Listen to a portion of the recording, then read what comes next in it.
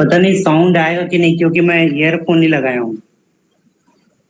अच्छा, बाकी आपको वो मिल जाएगा वीडियो बस।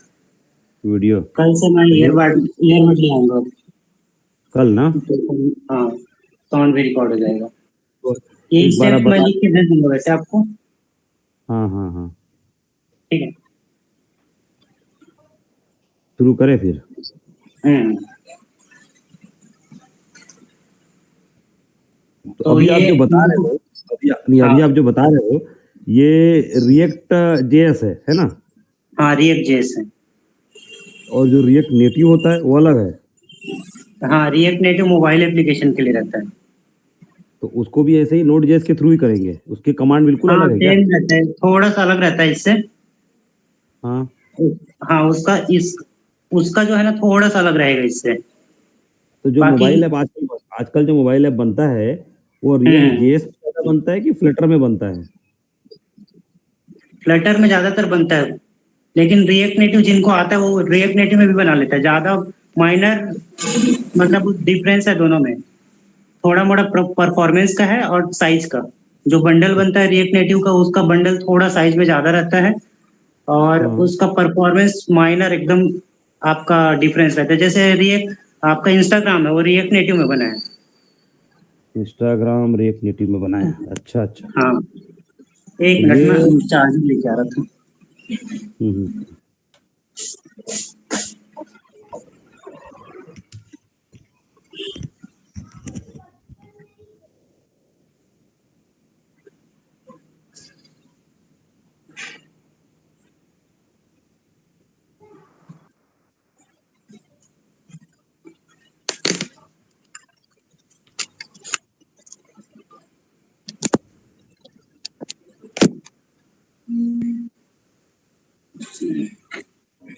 तो ये आपको फोल्डर स्ट्रक्चर दिख रहा होगा।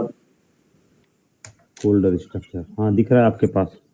इसके अंदर जाएंगे और यहाँ पे इसको ओपन विथ वीएस कोड कर लेंगे। अरे भाई, अपने आप वो खुल गया है। अभी इसमें किसको ओपन विथ, अच्छा राइट क्लिक मार के ओपन हम्म, विथ। अभी ऐसा मेरे ऑप्शन पास। नहीं, मान के चलिए ऐसा ऑप्शन नहीं देता है ना, तो यहाँ पे हाँ सीएमडी लिखेंगे फोल्डर के अंदर में।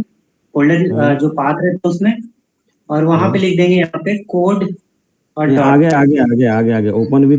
अरे ओपन विथ विजुअल स्टूडियो आ गया मेरा वाला फालतू टाइप से है। नहीं, विजुअल इसमें स्टूडियो। वीएस कोड करेंगे। हाँ, वो डिफॉल्ट प्रोग्राम वो सेट हो गया लगता है ना? हाँ हाँ हाँ, इसीलिए। और और सिंगल दूसरा फाइल ओपन में विथ। नहीं करना है, पूरे हाँ। वर्क स्पेस को ओपन करना है। तो अभी आपने क्या करने के लिए बोले, वो फोल्डर के ऊपर जाओ, सीएमडी लिखो ऐसे करके और इंटर हाँ मार दो। सीएमडी हाँ। लिख के इंटर मार देंगे ना। उसके हाँ, बाद यहाँ पे लिखेंगे कोड और डॉट लिख देंगे और इंटर कर कोड, देंगे। ये हमारा इंटर। अरे वाह, जबरदस्त। ये क्या पूछ रहा तो है, यस सीधे आई ये क्या ट्रस्ट प्लस पूछ रहा है? यस कर आई दीजिए, ट्रस्ट। वो ऑथराइजेशन पूछता है वो। हाँ, अभी इसने पूरा फोल्डर खोल दिया। हाँ, अब पूरा ये फोल्डर। आपका यहाँ पे फोल्डर स्ट्रक्चर है बाय डिफॉल्ट इसका। अब इसके बाद हम लोग को यहाँ पे कमांड लगाना रहता है npm i। npm i कहाँ? का मतलब है, हाँ, ये कमांड कहाँ लगाया आपने? ये यहाँ पे लिखा हो देखिए, दिख रहा है। टर्मिनल के अंदर? हाँ, टर्मिनल में ये टर्मिनल ओपन होगा आपका फाइल फाइल से, या कंट्रोल और टिल्ड साइन होता है ना अपना स्केप के जस्ट नीचे वाला, हाँ। कंट्रोल प्लस टिल्ड साइन दबाएंगे तो ये आ जाएगा आपका टर्मिनल। और ठीक है, ऐसे लाना है तो आप इसको हाँ। ऊपर में यहाँ पे जाएंगे ना, तो ऑप्शन रहेगा टर्मिनल करके, ये देखिए। टू ओपन, अच्छा टू ओपन टर्मिनल। यहाँ टू पे ओपन टर्मिनल न्यू टर्मिनल करेंगे तो आ जाएगा ये control plus tilde tilde. Symbol. हाँ, हाँ, और सही यहाँ है। पे टर्मिनल में जाके न्यू टर्मिनल करेंगे तो ये आपका आ जाएगा। हम्म। और यहाँ पे हमको लिखना रहता है npm i। इसका रीजन ये है, हम्म, यहाँ पे आपको एक फाइल दिख रहा होगा पैकेज डॉट जेसन करके। एक मिनट मेरे को भी लिखने दीजिए, npm dot I. npm dot क्या लिखा है, npm आई लिखे ना आपने, हाँ, स्पेस आई। npm आई लिख दीजिए या इंस्टॉल लिख दीजिए, बात एक ही है। अच्छा, और मारो इंटर। हाँ, एंटर मार दीजिए, वो पैकेजेस को डाउनलोड करेगा वो। अरे ये तो एरर दे दिया। एरर दे रहे हैं। ये बोल रहा है npm file C nv4w node.js npm ps1 cannot be loaded because running script is disabled on this system for power more shell खुला है क्या आपके में भी? पावर सेल मतलब इधर कॉर्नर पे लिखा हुआ पावर सेल। हाँ पावर सेल है ना। हाँ, इसको ना आप कमांड प्रॉम्प्ट यहाँ पे देखिए, कमांड प्रॉम्प्ट दिख रहा है। हाँ हाँ। इस इसमें जाके एनपीएम आई कर लीजिए, एनपीएम आई। अरे वो नहीं दिख क्या है, रहा है वो। कमांड प्रॉम्प्ट को नहीं पावर सेल को ना परमिशन देना पड़ता है। पावर सेल पे क्लिक किया मैंने, उसके बाद में वो तो हम्म। आ ही नहीं रहा है उसमें, वो क्या बोलना चाहिए, कमांड प्रॉम्प्ट नहीं आया उसमें। हाँ, ये प्लस का साइन बना हुआ है, उसके जस्ट बगल में ना एक छोटा सा डाउन एरो बना हुआ है। अच्छा उधर है कमांड हाँ, इधर प्रॉम्प्ट। है। फिर वहाँ क्या लिखना है? सेम वही कमांड लगा दीजिए, एनपीएम आई। npm तो पहले कहाँ लिखे थे हम लोग? पावर पहले सेल में लिखे चलिए। थे पहले। अच्छा क्या आप पावर पहले सेल को ना परमिशन सेट करना पड़ता है, बाय डिफॉल्ट वो ना परमिशन नहीं देता कमांड को रन करने का। समझ गया। हाँ हाँ तो। पहले हम लोग पावर सेल में थे, मतलब वो अपना विंडो का कंसोल था, और अभी हम डायरेक्ट डॉस के कंसोल में आ गए। सही है। हाँ, डॉस में आ गए। तो अभी देखिए इस टाइप से ना पैकेजेस इंस्टॉल हुआ होगा तो ऐसा लिखा होगा। ये तो हिल रहा है, ऐसा। हिल रहा है, डूब रहा है, पता नहीं कुछ वो बन रहा है, डायग्राम जैसा बन रहा है। अच्छा, एक मिनट, यहाँ पे भी क्या लिखा है, वार्निंग अनसपोर्टेड इंजन वेट। हाँ हो गया added 152 packages and the audited 153 packages in 33 packages हाँ are looking तो for funding, run npm fund for detail। नहीं fund। नहीं नहीं, उसको कुछ नहीं करना है। वो बस इसको करेंगे तो उसका डिटेल बताते जाएगा। तो अभी अभी यहाँ पे हम लोग जाएंगे ना। अब इसको मैं हाँ बंद कर रहा हूँ थोड़े थोड़े टाइम के लिए। अब यहाँ पे आप देखेंगे फोल्डर स्ट्रक्चर में सबसे नीचे हाँ। में यहाँ पे रीडमी के ऊपर में लिखा होगा पैकेज डॉट जेसन। एक मिनट है, ये मैं लिख लिया। हाँ अभी क्या बोल रहे थे आप? यहाँ पे लिखा होगा पैकेज डॉट जेसन। फोल्डर में वर्क स्पेस में जाएंगे तो यहाँ पैकेज पे डॉट लिखा हुआ है पैकेज डॉट दिख रहा है, जेसन। दिख रहा है, दिख रहा है। अब यहाँ पे आएंगे तो ये इसके अंदर में ना बहुत सारे इस पूरे प्रोजेक्ट का डिटेल रहता है। तो हाँ इस दिखा रहा डिटेल में देखेंगे यहाँ पे है।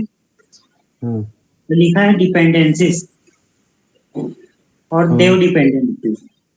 तो डिपेंडेंसीज के अंदर में रिएक्ट लिखा हुआ होगा 19 और रिएक्ट डोम लिखा होगा 19 वो भी।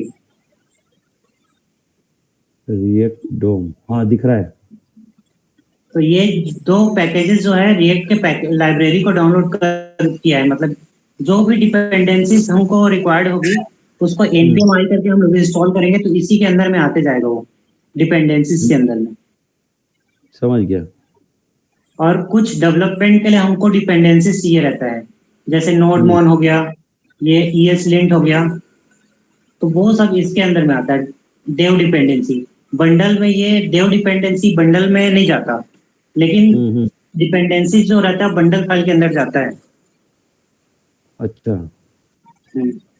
और यहाँ पे है अपना स्क्रिप्ट। ये स्क्रिप्ट जो है आपका जो बिल्ड बनाने के लिए। बेसिकली आप जो बता रहे हो ये पैकेज डॉट जेसन, ये खाली हाँ प्रोजेक्ट की इंस्टॉलेशन है, बस हो गया।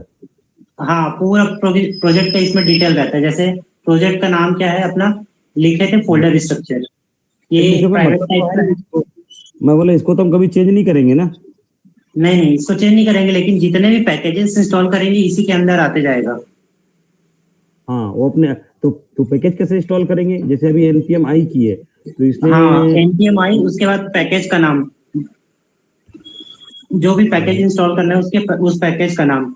तो इसमें ना नोड पैकेज मैनेजर भी रहता है, देखना अच्छा, मैं तो दिखा। अभी हमने npm i इंस्टॉल किया, यानी हमने न्यू गेट पैकेट मैनेजर डाल दिया उसमें। हाँ, जैसे मान के अभी चलिए हमारे हमको इंस्टॉल करना है i18। i18 तो आप यूज किए होंगे। आई नहीं, क्यों, क्या चीज है ये? अरे हाँ, i18 वो है ना यूज किए अपना, क्या बोल, होंगे हाँ लैंग्वेज के लिए, हाँ मल्टीपल हाँ लैंग्वेजेस उसके लिए यूज करते हैं। तो ये जो है ना npmmgs.com, इसके अंदर हाँ। में पैकेजेस हमको मिलता है। इसके अंदर बहुत सारे पैकेजेस मिल जाएंगे। तो यहाँ पे आप आके सर्च करेंगे ना, जैसे हमको i18 ही चाहिए, तो यहाँ पे लिखेंगे i80 तो ये हमको यहाँ पे सर्च करेंगे तो मिल जाएगा।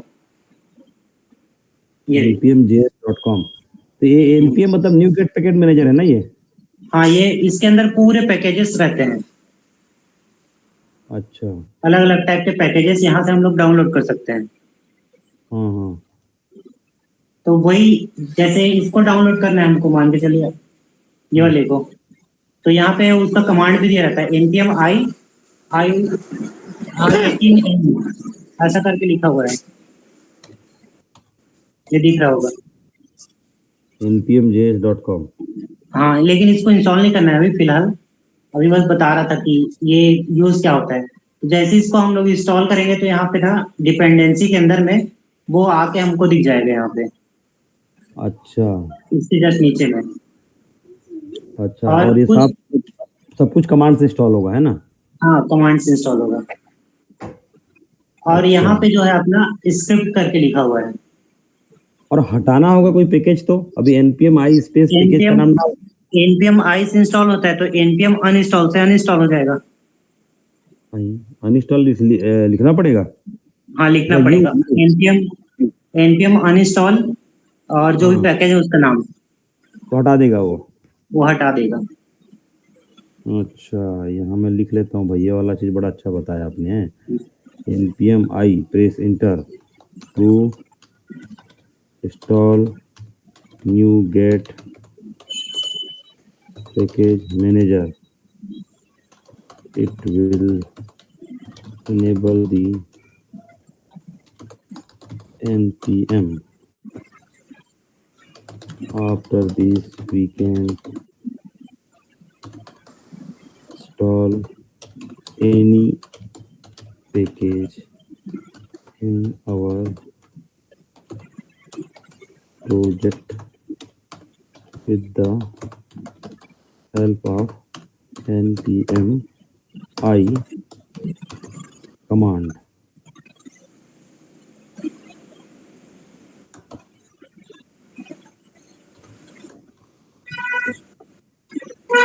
npm i command and seeing to uninstall just keep in mention and npm uninstall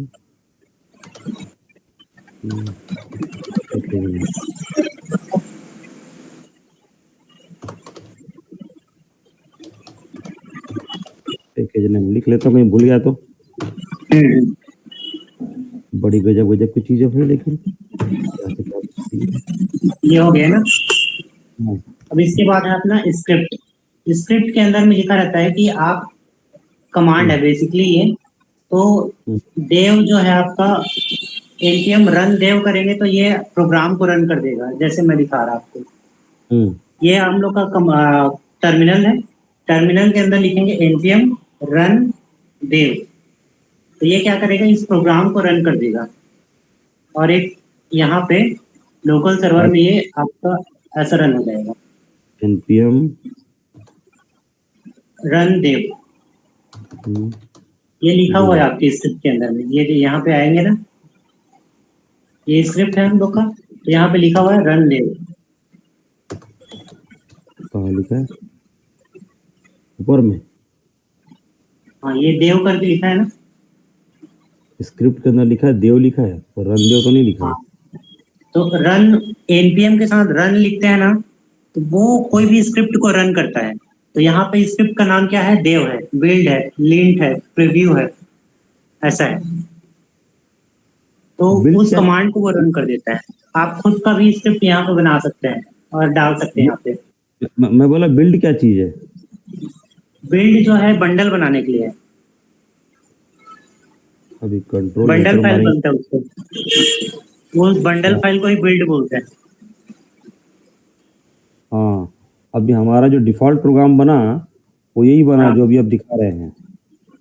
हाँ, तो अभी ये सिर्फ रन हुआ है, इसका बंडल नहीं बना है।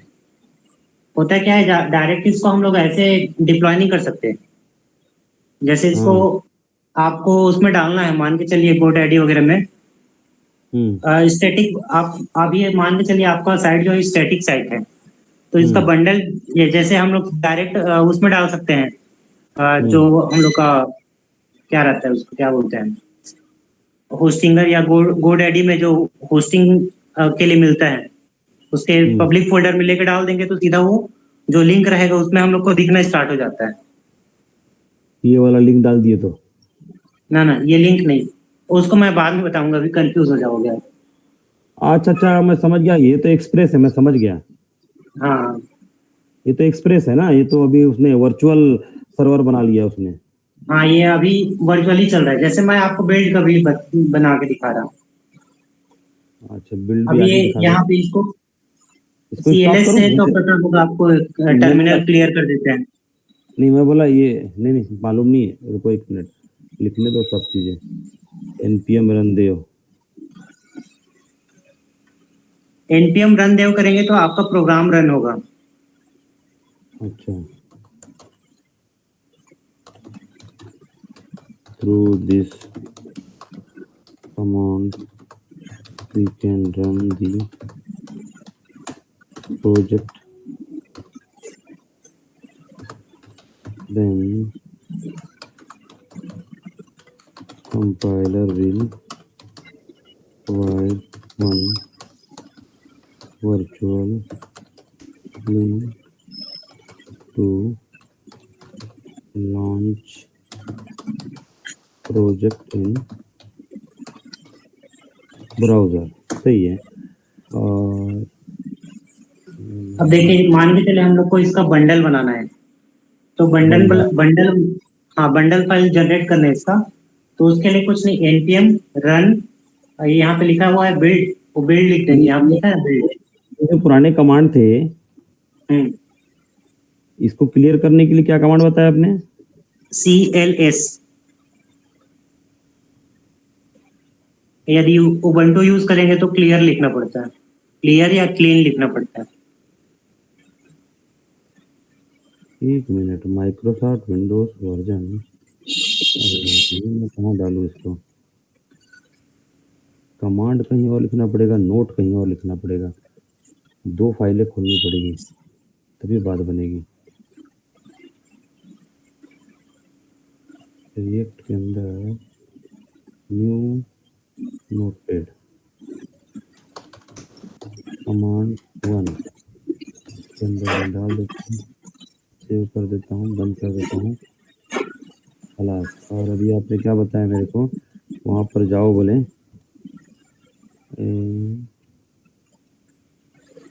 CLS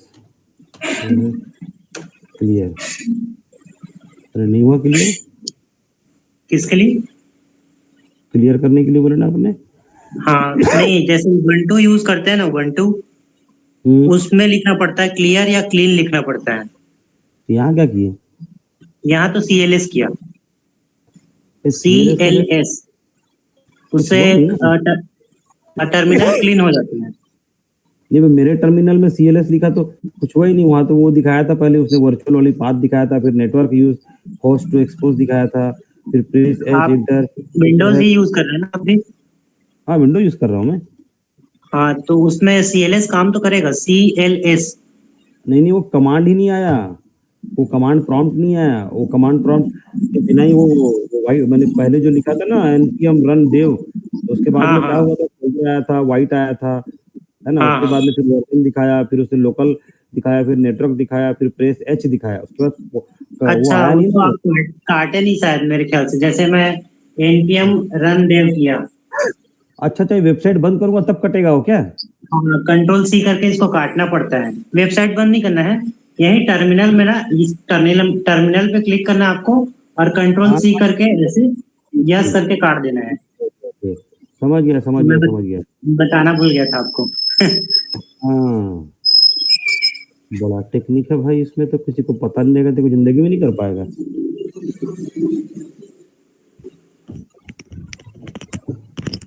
इसके बाद आपको एक और एडिटर बताऊंगा, वो उसको यूज करेंगे ना, अरे लगेगा मैं तो कोडर बन गया। क्यों? उसमें वो क्या है? उसमें है कर्सर, कर्सर सुने होंगे आप, एडिटर। नहीं, मैं कर्सर फर्सर यूज नहीं किया, मैं खाली विजुअल स्टूडियो यूज करता हूँ।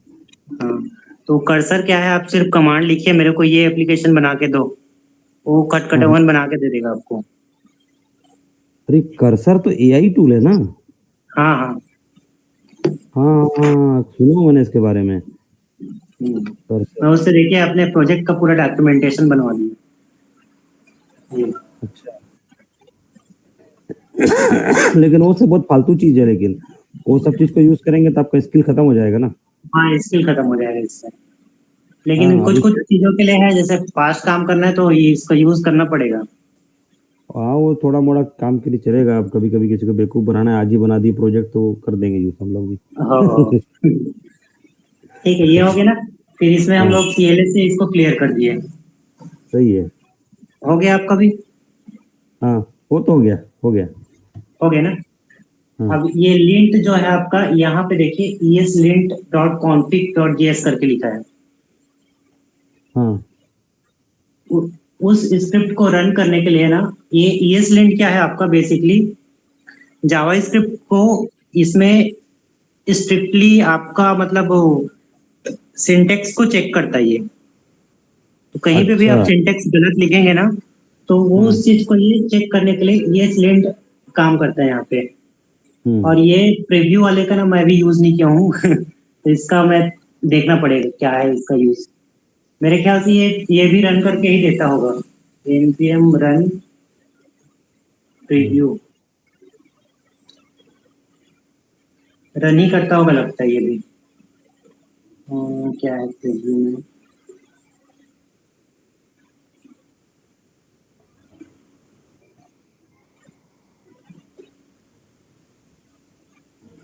अच्छा अच्छा, ये क्या है ना, अभी आपको बिल्ड बनाना बता रहा था। यहाँ पे लिखेंगे npm run B U I L D, ये लिखेंगे तो एक बंडल फाइल बनेगा इसका। देखेंगे कहाँ यहाँ बन, पे डिस्ट करके लिखा होगा। जैसे ही डिस्ट्रीब्यूशन? लिखेंगे ना यहाँ पे, यहाँ पे npm हाँ, रन बिल्ड लिखेंगे तो एक डिस्ट फाइल जनरेट होगा यहाँ पे। BUILD build. हाँ, तो यहाँ पे अभी अभी आपके पास नहीं होगा, जैसे उसको लिखेंगे ना और एंटर करेंगे तो ये डिस्ट फाइल बनेगा वहाँ पे। अभी क्या क्या दिख रहा है यार वहाँ पर? अभी तो नहीं दिख रहा है। npm रन लिखा होगा बिल्ड।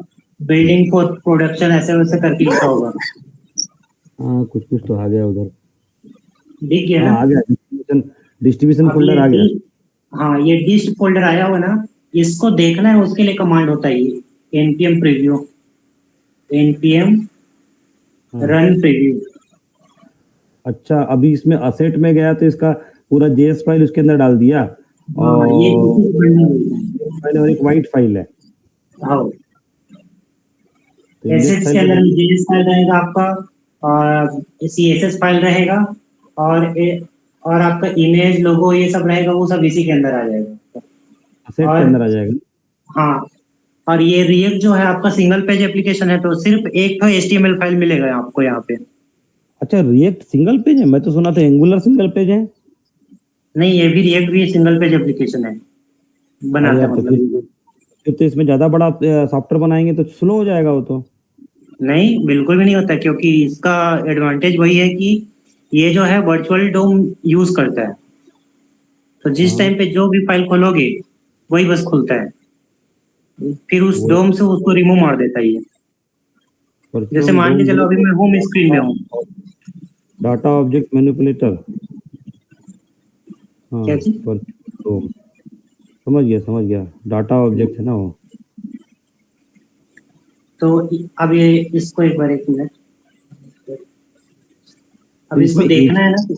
इसमें एक ही देखने के लिए। HTML फाइल मिलेगा। मतलब आप ये बोल हम्म रहे हो कि जब हम इसको डिस्ट्रीब्यूशन में जाएंगे इसके, तो वहां पर हम्म। ही खाली फाइल ही रहेगा, बस हो गया। हाँ, सिंगल एक ही एचटीएमएल फाइल है। यहाँ पे देखिए ना, ये दिख रहा होगा आपको। तो बिल्ड को डिलीट कर दो अभी फिलहाल। चलो एक बार प्रीव्यू वाला कमांड देख लेते हैं। ये देखिए, अब ये जो है ना, हम लोग का सर्वर वाला नहीं चल रहा है, ये वाला प्रीव्यू वाला चल रहा है। हम्म। इसको खोलेंगे तो सेम वही चीज दिखेगा आपको यहाँ पे। किसको खोल खोले के आपने?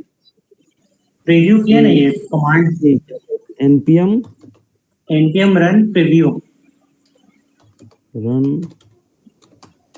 रिव्यू। हाँ, तो ये जो हमारे प्रीव्यू है ना, ये जो है आपका, जो डिस्ट फाइल के अंदर एचटीएमएल दिख रहा होगा आपको, इसको रन किया है। अभी हम लोग का प्रोजेक्ट रन नहीं हो रहा है। अभी हम लोग प्रोजेक्ट के अंदर कोई भी चेंजेस करेंगे तो वहां पे रिफ्लेक्ट नहीं होगा।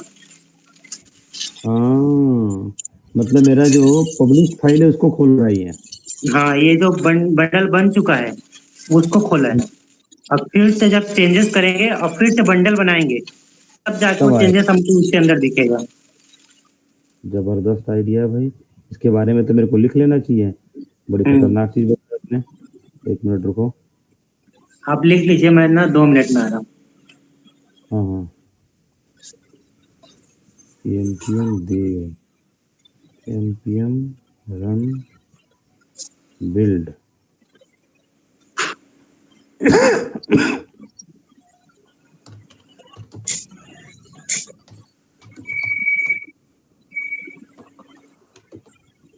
to create the publish folder.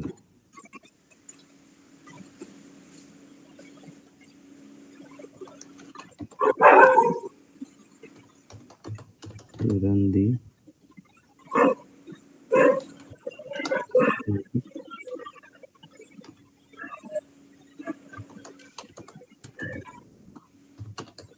to publish project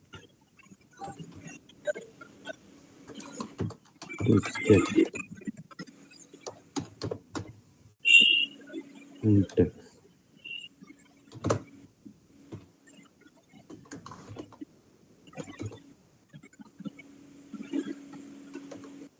to view the published folder. Published file.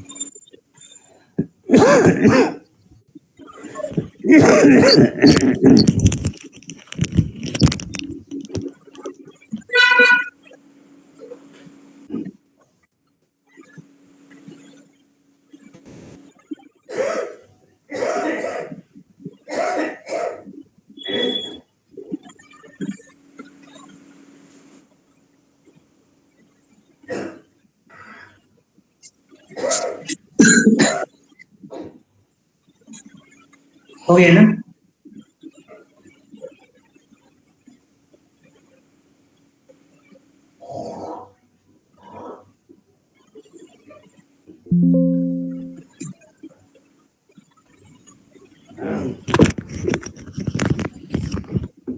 एक मिनट है, 1 मिनट। हाँ।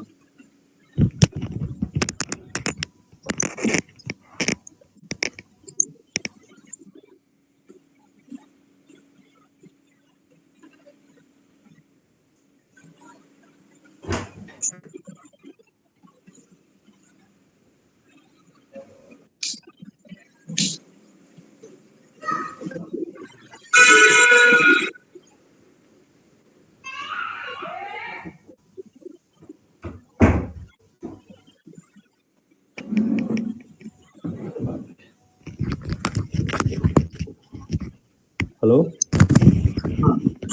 हाँ, लिख लिया मैंने। लिख लिए ना? मैं वो डिस्ट फाइल को अभी डिलीट कर दिया फिर फिलहाल के लिए। इसको डिलीट कर दिया। जो डिस्ट फाइल बना था ना अपना यहाँ पे। अच्छा, इसको डिलीट मार दिया आपने। हाँ, डिलीट मार दिया। अच्छा, तो तो कई बार बना सकते हैं। हाँ, जितने बार मन करे उतना बार बना सकते हैं उसको। और दोबारा अगर हम उस कमांड को लिखेंगे तो वो हम्म। बार बार उसको वो करेगा ना, रिप्लेस करेगा ना। हाँ, जैसे ही हम लोग इसके अंदर चेंजेस करेंगे, अब मैं दिखा रहा हूँ आपको एक बार चेंजेस करके। इस आरसी हम्म के अंदर में ना कुछ फाइल्स है हम्म इसके अंदर में। तो हम्म मेन एंट्री फाइल होता है आपका HTML, यहाँ पे HTML लिखा हुआ है, ये देखिए। ऐसा सिर्फ इतना सोर्स ही कोड लिखा रहता है इसके अंदर में। कहाँ पर दिख रहा है ठीक, ये? ये आप इंडेक्स SRC के अंदर नहीं है, बाहर ही में है, SRC के बाहर में। एसआरसी के बाहर है। अच्छा, एसआरसी पे क्लिक करूंगा। हाँ, index.html करके दिख रहा होगा आपको। हाँ, दिख तो रहा है। हाँ, उसको खोलेंगे तो इंडेक्स उसके अंदर में आपका बेसिक HTML का स्ट्रक्चर बस रहता है। इंडेक्स जैसे डॉट सी एस दिख रहा है। एचटीएमएल इंडेक्स कहाँ दिख डॉट रहा है? इंडेक्स अच्छा, डॉट इंडेक्स डॉट एचटीएमएल। हाँ, हाँ हाँ, HTML। वो इंडेक्स डॉट सीएसएस था वो। अच्छा अच्छा। तो हाँ हाँ, ये इसके नीचे में है। इसमें आपको देखने के लिए मिलेगा बेसिक जो फुल स्ट्रक्चर रहता है ना आपका HTML का, हम्म। भी बस देखने के लिए मिलेगा। जैसे doc type HTML, head, meta, link, hmm meta title, body. हम्म यहाँ पे हम्म फिर लिखा हुआ है div, और उसके अंदर लिखा हुआ है ID में रूट। और हम्म। स्क्रिप्ट, एक स्क्रिप्ट करके लिखा हुआ है, और यहाँ पे टाइप में लिखा है मॉड्यूल। और यहाँ पे SRC में SRC मेन डॉट जेएस। यही दो हम्म। काम का है अपना, ये जो है। अच्छा। हाँ हाँ। हाँ, तो यहाँ पे क्या लिखा है, आईडी में रूट लिखा है, और यहाँ पे SRC में क्या लिखा है, मेन डॉट जेएस लिखा है। इसका क्या हाँ, मतलब है? तो इसका मतलब जानने के लिए हमको आना पड़ेगा मेन डॉट जेएस, SRC के अंदर जाना है, मेन डॉट जेएस। दिख रहा है ये? दिख गया। इसके अंदर आएंगे तो आपको यहाँ पे देखने के लिए मिलेगा क्रिएट रूट, और उस ब्रैकेट के अंदर में लिखा है document dot get element by ID root. सही है। दिख रहा है? डॉट दिख रेंडर। रहा तो है, ये बराबर है। क्रिएट रूट जो है हम लोग का आया है डोम से। रिएक्ट डोम के अंदर ये जो है आपका रिएक्ट डोम जो है आपका क्लाइंट साइड में डोम मैनिपुलेशन के लिए यूज होता है। सही बहुत है। सारे लाइब्रेरीज रहते हैं इसके अंदर में, रिएक्ट डोम के सही है। अंदर में। तो ये क्या ओके। कर रहा है, एक इसके अंदर जो भी फाइल बनेगा, मतलब हम्म। हम लोग का जो, जैसे ये ऐप है, तो ऐप डॉट जेएस कहाँ पे है, इसको इंपोर्ट किए। जैसे आप इंपोर्ट उसमें भी करते होंगे सी शार्प वगैरह में। हाँ, करते हैं। हाँ, सेम इसमें भी import app from app dot JS, hmm. JSX है बेसिकली। तो सही है। जेएसएक्स के अंदर में जाएंगे तो ये ऐसा करके फाइल बना है इसमें, सही ये है। देखिए। तो ये जो जेएसएक्स फाइल होता है अपना, वो क्या होता हम्म है, एक HTML और जावास्क्रिप्ट का मिक्स फाइल होता है, इसीलिए इसको JSX बोलते हैं। हम्म। ठीक है, इसमें क्या होता है हम्म आपका, HTML भी रहता है और जावास्क्रिप्ट भी रहता है। तो जावास्क्रिप्ट कहाँ पे है, तो ये ऊपर वाला पोर्शन जितना देखेंगे इंपोर्ट लिखे हैं वो जावास्क्रिप्ट है। एक हम्म फंक्शन है यहाँ पे, ये आपका फंक्शन लिखा है, फिर ऐप लिखा है, फिर करली हम्म ब्रेसेस ओपन है, और ये नीचे में करली ब्रेसेस क्लोज है। फिर हम्म लास्ट में लिखा हुआ है एक्सपोर्ट डिफॉल्ट ऐप, हम्म। जो अपने फंक्शन का नाम था, उसको क्या कर रहा है, ये एक्सपोर्ट कर रहा है। सही है। दिख रहा है? तो दिख गया, इसके दिख अंदर में जैसे फंक्शन को खोलेंगे तो एक स्टेट मिलता है। स्टेट बाद में देखेंगे है क्या ये चीज। स्टेट जो आता है आपका रिएक्ट के अंदर से आता है, और ये दो दो चीज रिटर्न करता है। ये भी क्या है आपका, इसको बोलते हैं हुक, एच क्या डबल ओ बोलते के, हैं? Hook, hook hook. अच्छा, हुक हुक। हाँ, इसको बोलते हैं हुक। तो इसका काम क्या है, एक फंक्शन ही है ये भी। ये हम्म। रिएक्ट के अंदर में रहता है, रिएक्ट पहले से बना के दिया हुआ है। अच्छा। इसका काम रहता है किसी भी वेरिएबल को मतलब उसके अंदर में, जैसे हम लोग जेएस में कैसे वेरिएबल क्रिएट करते हैं, कॉन्स्ट, हम्म लेट और वेयर के थ्रू, हम्म वैसे ही इसमें हम लोग वेरिएबल क्रिएट करते हैं यूज स्टेट के थ्रू। तो दोनों में डिफरेंस क्या है फिर? तो दोनों में हम्म डिफरेंस ये है, रिएक्ट क्या हम्म करता है, अब चलो यूज हम्म स्टेट देखेंगे तब बता देता हूँ, इधर रिटर्न का देखते हैं। ठीक है, जब हाँ। हुक पढ़ाऊँ मतलब बताऊंगा उस टाइम पे आपको इसको बता दूंगा, ठीक है, यूज स्टेट को। सही है। अभी अब ये रिटर्न करते हैं, कोई भी फंक्शन कुछ ना कुछ रिटर्न करता है। तो ये क्या रिटर्न हाँ। कर रहा है, ये HTML को रिटर्न कर रहा है यहाँ पे। तो ये HTML में क्या लिखा है, div लिखा है, फिर उसके अंदर में a लिखा हुआ है। जैसे यहाँ पे इसका आउटपुट देखेंगे तो बेसिकली ये इसको रिटर्न कर रहा है, ये जो दिख रहा है ना यहाँ पे हाँ। लिखा हुआ, इसी को वो रिटर्न कर रहा है, फाइल है, सही है। इसी फाइल को रिटर्न कर रहा है यहाँ पे। तो यहाँ पे ये क्या है आपका एंकर टैग है, इमेज टैग है, ये भी इमेज टैग है। फिर यहाँ पे लिखा है हेडिंग के अंदर में वीट प्लस रिएक्ट, वही यहाँ पे लिखा है वीट प्लस रिएक्ट, ये चीज। समझ गया।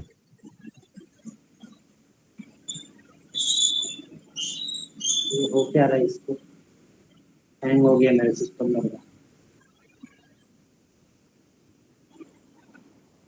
अच्छा, इसको रन नहीं किया है ना। हम्म।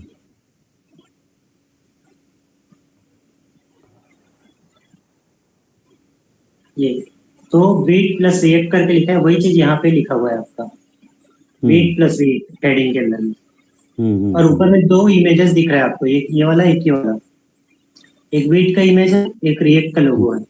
तो वो सही चीज है। यहाँ पे दिख रहा है आपको। एंकर टेक का तो यूज पता होगा आपको, हाँ, पता है। इमेज का भी पता होगा।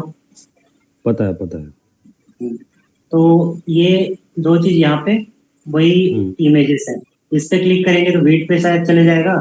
हाँ, ये वीट का लिंक दिया हुआ है और यहाँ पे रिएक्ट का लिंक दिया हुआ है। रिएक्ट उसको पे मारो क्लिक गोली। करेंगे तो रिएक्ट वाले साइड पे चले जाएगा, और वीट पे हाँ। क्लिक करेंगे तो वीट वाली साइड पे चले जाएगा। हाँ, उसको मारो गोली, वो मेरे को समझ गया। हम्म। हम्म। और यहाँ पे वो काउंट इज करके लिखा है और 0 लिखा है, ये देखिए। ये बड़ा जबरदस्त चीज है, ये क्या चीज है भाई? हाँ, ये जैसे देखो यहाँ पे इसका स्टेट अपडेट हो रहा है अब। जैसे इसको प्रेस करते जा रहा हूँ, इसका स्टेट जो है अपडेट होते जा रहा है। तो जो यूज स्टेट के अंदर जो वेरिएबल था, हम्म। वेरिएबल मतलब ये भी एक वेरिएबल है, क्या है, काउंट जो है एक वेरिएबल है, और सेट काउंट जो है एक फंक्शन होता है। सेट काउंट क्या है आपका, एक फंक्शन होता है। सेट काउंट का यूज करते हैं हम लोग इस वेरिएबल को के अंदर वैल्यू डालने के लिए। हम्म। ये दो चीज रिटर्न करता है एक अरे के फॉर्म में।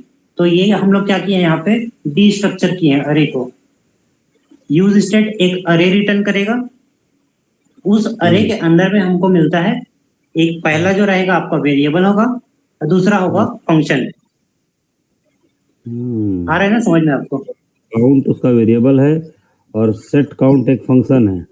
हाँ, एक फंक्शन है। तो यहाँ पे जैसे ही हम लोग बटन पे देखेंगे, ये बटन है आपका, इसमें ऑन क्लिक एक इवेंट होता है। इवेंट पता समझ गया। होगा आपको, वो सब मालूम है। है ना? तो इसके अंदर में एक एरो फंक्शन लिए है, एरो फंक्शन पता होगा आपको? वो लैम्बडा एक्सप्रेशन है, वो एरो फंक्शन नहीं है। नहीं नहीं, एरो फंक्शन बोलते हैं इसको जेएस में। ये लैम्बडा नहीं है। नहीं नहीं, अच्छा। इसको एरो फंक्शन बोलते हैं। अच्छा। आपको मैं बता देता हूँ जेएस में कितने टाइप के फंक्शन होते हैं।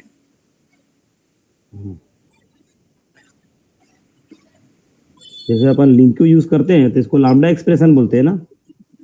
इसमें जब हम लिंक क्यू यूज करते हैं हाँ, तो उसमें ये वाला जो साइन है इसको लैम्बडा एक्सप्रेशन बोलते हैं ना। पता नहीं है एक्चुअली मेरे को उसके बारे में। उसका नाम है लैम्बडा एक्सप्रेशन।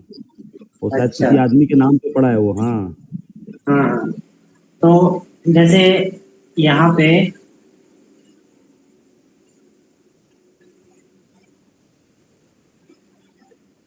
ये जावा हाँ। स्क्रिप्ट में आएंगे ना, तो फंक्शन में जाएंगे यहाँ पे हम लोग। हम्म।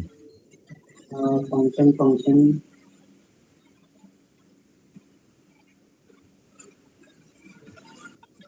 ये, तो यहाँ पे देखेंगे तो ये लिखा हुआ है बेसिक फंक्शन। मतलब आपका जो हम लोग लिखते हैं ना यहाँ पे, ये दिख रहा होगा ना आपको। हम्म।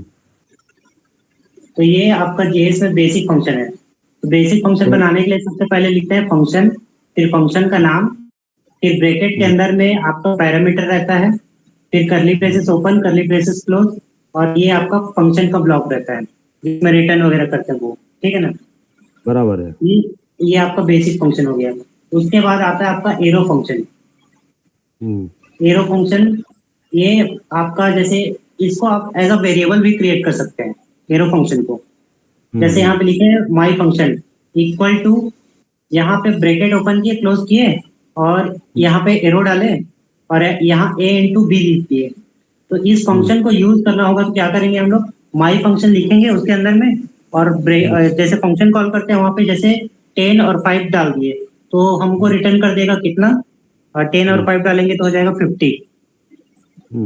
50 होगा ना, 500 हो जाएगा। 10 पंचे 50, ठीक है, 50 हो जाएगा। उसको रिटर्न कर देगा। जैसे यहाँ पे देखिएगा, ये देखिए यहाँ से ये फंक्शन को कॉल किया ये, और यहाँ पे 4 और 5 डाल दिया तो यहाँ पे कितना आ गया आपका, 20 आ गया। सही है। तो इसको बोलते हैं एरो फंक्शन। वही चीज यहाँ पे यूज हुआ है। शॉर्टकट।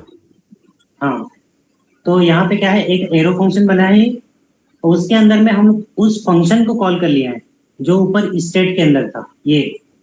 एरो फंक्शन तो फिर कहीं भी चलता होगा, खाली जेएस में नहीं चलता होगा, खाली रिएक्ट जेएस में नहीं चलता होगा, कहीं भी चलता होगा ना ये तो। अब मैं इसी में ज्यादातर पता है मेरे को, बाकी में ही पता नहीं, यूज नहीं किया हूँ। मेरे को मेन जेएस आता है और पाइथन आता है। हाँ, मेरे को लगता है ये सिंटैक्स है खाली, कहीं भी चलेगा ये, जहाँ जहाँ पे जेएस का कंपाइलर रहेगा। हाँ वो तो चलेगा, कहीं भी जेएस रहे वहां पे चलेगा ये। मेन ये फंक्शन ही है ना। तो जेएस में जितने टाइप के फंक्शन है, जैसे नॉर्मल फंक्शन हो गया, एरो फंक्शन हो गया आपका, फिर इफी फंक्शन होता है। इफी मतलब इमीडिएटली कॉलिंग, क्या है, इन्वोक्ड फंक्शन। दिखाओ उसके अंदर W3 स्कूल में। हाँ दिखा दो। इन्वोकेशन। Parameter function invocation. आप यूज करते हो इनको कि ऐसे ही बस पढ़ाने के लिए है किसको? ये सब फंक्शन? हाँ यूज होता है ना, सबसे अच्छा, ज्यादा एरो फंक्शन ही होता है जेएस के अंदर में। शॉर्टकट करने के लिए। हाँ शॉर्टकट करने के लिए। लेकिन याद कहीं कर। कहीं पे जैसे अब नोड यूज करेंगे ना तो आप ये वाला फंक्शन ज्यादा यूज करेंगे हम लोग, मतलब बैकएंड तरफ यूज करेंगे तो, क्योंकि हम लोग को उसमें उसका रेफरेंस चाहिए रहता है ऑब्जेक्ट का। तो बॉडी बनाना ऑब्जेक्ट रहता है। का, हाँ ऑब्जेक्ट का रेफरेंस चाहिए तो ये वाला फंक्शन से बनाते हैं। लेकिन दिस जो एरो फंक्शन है वो विंडो का रेफरेंस देता है सीधे सीधे। ये जो हम लोग का विंडो है उसका रेफरेंस दे देता है वो, इसलिए उसका हम लोग मतलब उसमें यूज नहीं करते बैकएंड। मेरे इन्वॉक फंक्शन। फंक्शन है ना, वो इनलाइन कोड है। हाँ ये तो ये लाइन है अभी, उसको हाँ जैसे वो। इन लाइन हटा के जैसे यहाँ पे बनाना है तो मैं बता दे रहा हूँ कैसे बनेगा। बस ये वाले पोर्शन को हटा देंगे यहाँ से, हम्म और एक फंक्शन बना देते हैं काउंट, ठीक है। हम्म और काउंट फंक्शन बना दिए, ऊपर में बना देंगे यहाँ पे कॉन्स्ट, ये। अच्छा काउंट फिर से नहीं लिख सकते क्योंकि वो वेरिएबल का भी नाम है, तो यहाँ पे काउंट एफएन लिख देता हूँ और इसको यहाँ पे रिप्लेस करना पड़ेगा।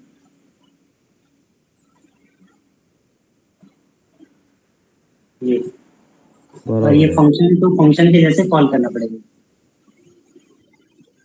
सही है। तो अभी क्या, अभी इवेंट ट्रिगर किया इस फंक्शन को, अभी ये आएगा यहाँ पे, और सेट काउंट यहाँ पे, फिर ये क्या करेगा, सेट काउंट के अंदर में अगेन फिर ये भी नहीं लिखेंगे ऐसा तो भी चलेगा ये।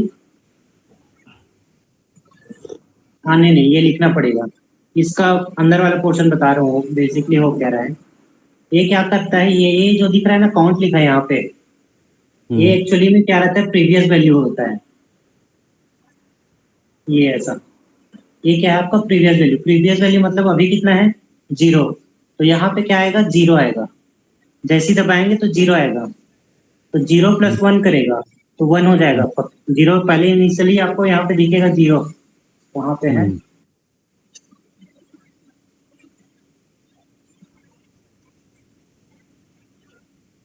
कुछ तो इधर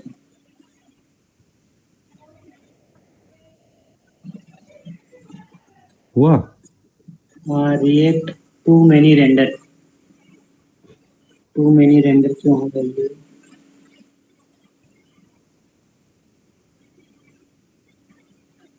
कॉल कर दिया इसको थोड़ी है।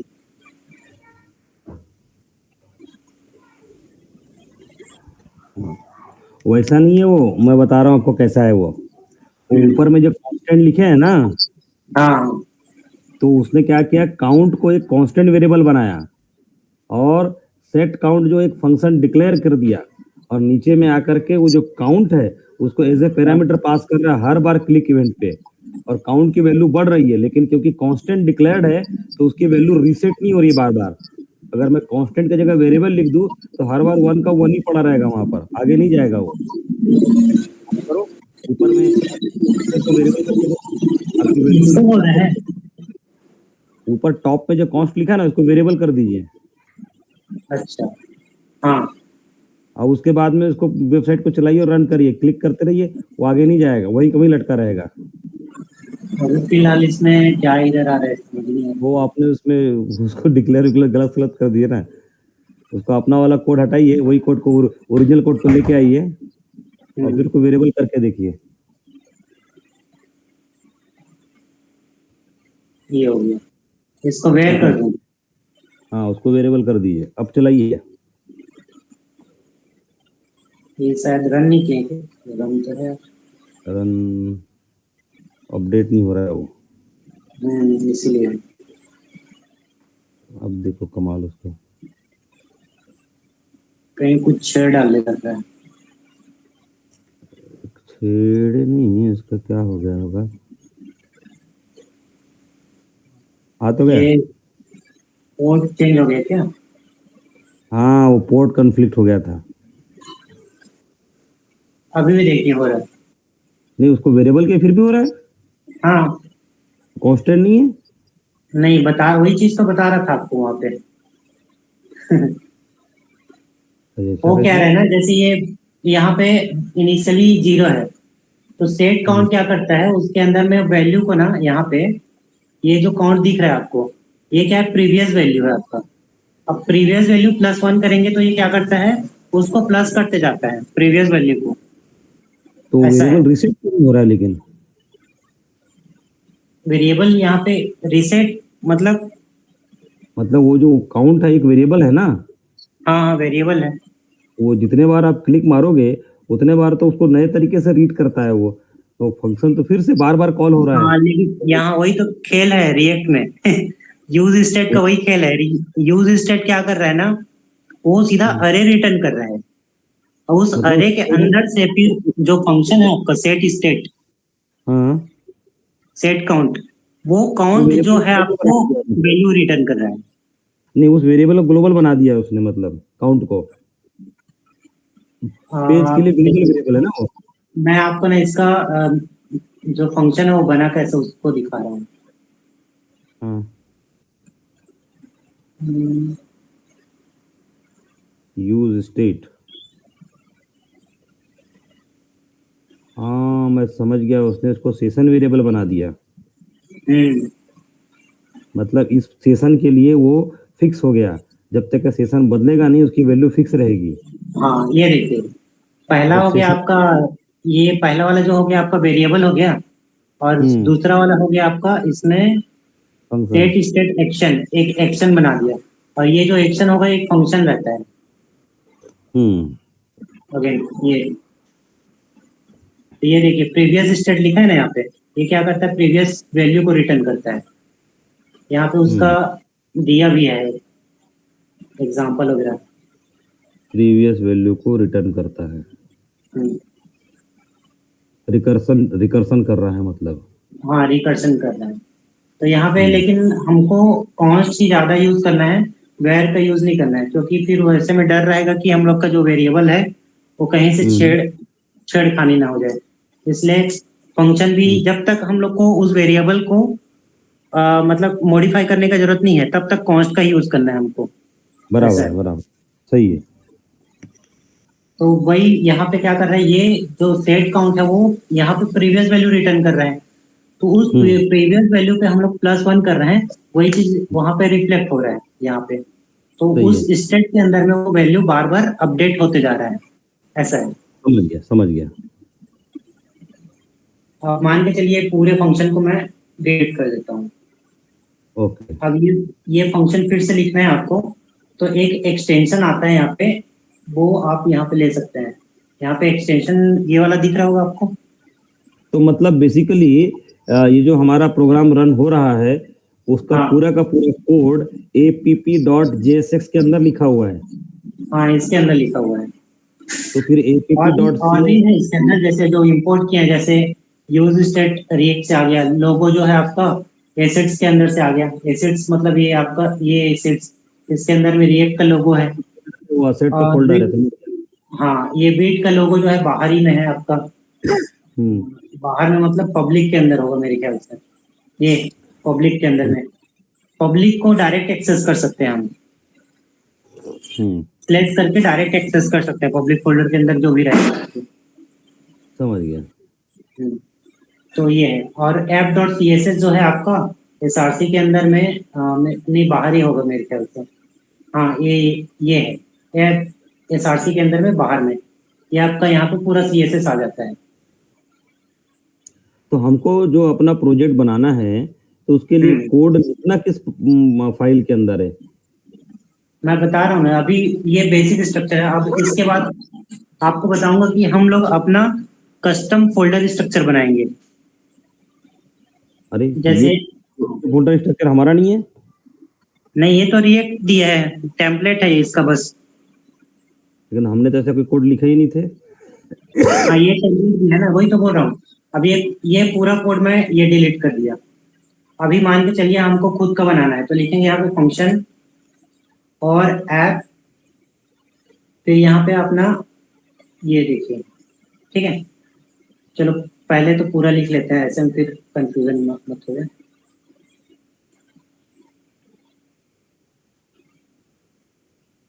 Curly braces open, curly braces close, और इसके अंदर में हम लोग अपना अभी फिर फिलहाल सिर्फ रिटर्न कर रहा हूँ, रिटर्न, फिर ब्रैकेट ये ओपन करते हैं, ब्रैकेट क्लोज करते हैं। एक चीज पूछना था। और ये हाँ सबसे पहले हम लोगों ने रिएक्ट को इंस्टॉल करके खत्म कर दिया काम, है ना? हाँ उसके बाद हाँ हमने एक फोल्डर क्रिएट कर लिया अपना। वो हाँ, फोल्डर को फिर वीएस कोड में खोल दिया। नहीं क्या नहीं, जी? फोल्डर को वीएस कोड में खोले और फिर हाँ, वीएस कोड के अंदर टर्मिनल में आकर के कौन सा कमांड लिखे जिससे ये फोल्डर ये बन गया ये प्रोजेक्ट? ये npm क्या लिखे? ये जो है ना, हम लोग उसी टाइम पे बन गया था जब हम लोग लिखे थे ना कंसोल के अंदर, npm क्रिएट @latest, फिर का नाम, फिर इंटर किए, फिर वहां पे हम लोग चूज किए थे उसका रिएक्ट का, फिर इंटर किए, फिर जेएस का यूज किए थे, फिर इंटर किए, तो उसी टाइम पे ये फोल्डर बन गया था पूरा का पूरा। अच्छा, हम लोगों ने क्रिएट वाइड फोल्डर स्ट्रक्चर, तो फोल्डर स्ट्रक्चर हम्म, हमारा प्रोजेक्ट का नाम था, हाँ तब ये ऐप का हमारा नाम है प्रोजेक्ट बन फोल्डर गया। स्ट्रक्चर। फिर उसके बाद हमने उसको वीएस कोड के अंदर खोल लिए थे और वीएस हाँ कोड फिर को भी, खोल के फिर हम अलग अलग कमांड देखे। हाँ उसके फिर अंदर उसके हमने अंदर देखे पैकेज.जेसन को देखे, HTML हाँ फाइल को देखे। फिर हाँ HTML फाइल के अंदर हमको दो चीज मिला, एक मेन हाँ डॉट जेएस, और मेन डॉट जेएस के अंदर गए तो वहां पे हम लोग को आईडी मिला। आईडी में लिखा हुआ था रूट, और जो जो कि कहाँ पे इसको, जैसे प्लग एंड प्ले होता है ना, हाँ हाँ, वैसे ये क्या कर रहा है, इस जो app.js है, मेन फाइल है, उसको क्या कर रहा है वहां पे लेके चिपका दे रहा है उस हम्म। डिव के अंदर में। लेकिन ऐप नॉर्मल। डॉट जे जो फाइल है, हम्म, ऐप डॉट जेएस जो फाइल है, ये तो कहीं भी नहीं लिखा हुआ, फिर रन कैसे हो रहा है ये? ये लिखा हुआ है ना main.js के अंदर में, ये यहाँ पे ये हाँ, app इंपोर्ट किया स्लैश। है इसको। इसको इंपोर्ट किया है यहाँ पे आया है। हाँ, यहाँ और इंपोर्ट ये, किया है उसने। उसने हाँ import app from dot slash app.js, मतलब ऐप उसने अपना एक टैग बना लिया, हाँ, कस्टम एक टैग। इसको कंपोनेंट बोल सकते हैं इसको। हाँ, ये कंपोनेंट। और ये तो पूरा एंगुलर जैसा है एज इट इज। हाँ मतलब एंगुलर भी तो ऐसी है ना, उसमें भी प्रॉप्स वगैरह सब यूज होता है, इसमें भी सब यूज होता है। तो फिर एंगुलर से को फर्क नहीं लग रहा है, तो सेम एंगुलर दिख रहा है मेरे को। एंगुलर में एक्चुअली मैं यूज नहीं किया हूँ तो उतना नॉलेज नहीं है उसका मेरे को। व्यू जेएस यूज किया हूँ, उसमें प्रोजेक्ट किया हूँ मैं व्यू जेएस में। हाँ, ये पूरा का पूरा एंगुलर के जैसा, एंगुलर में ऐसे ही होता है।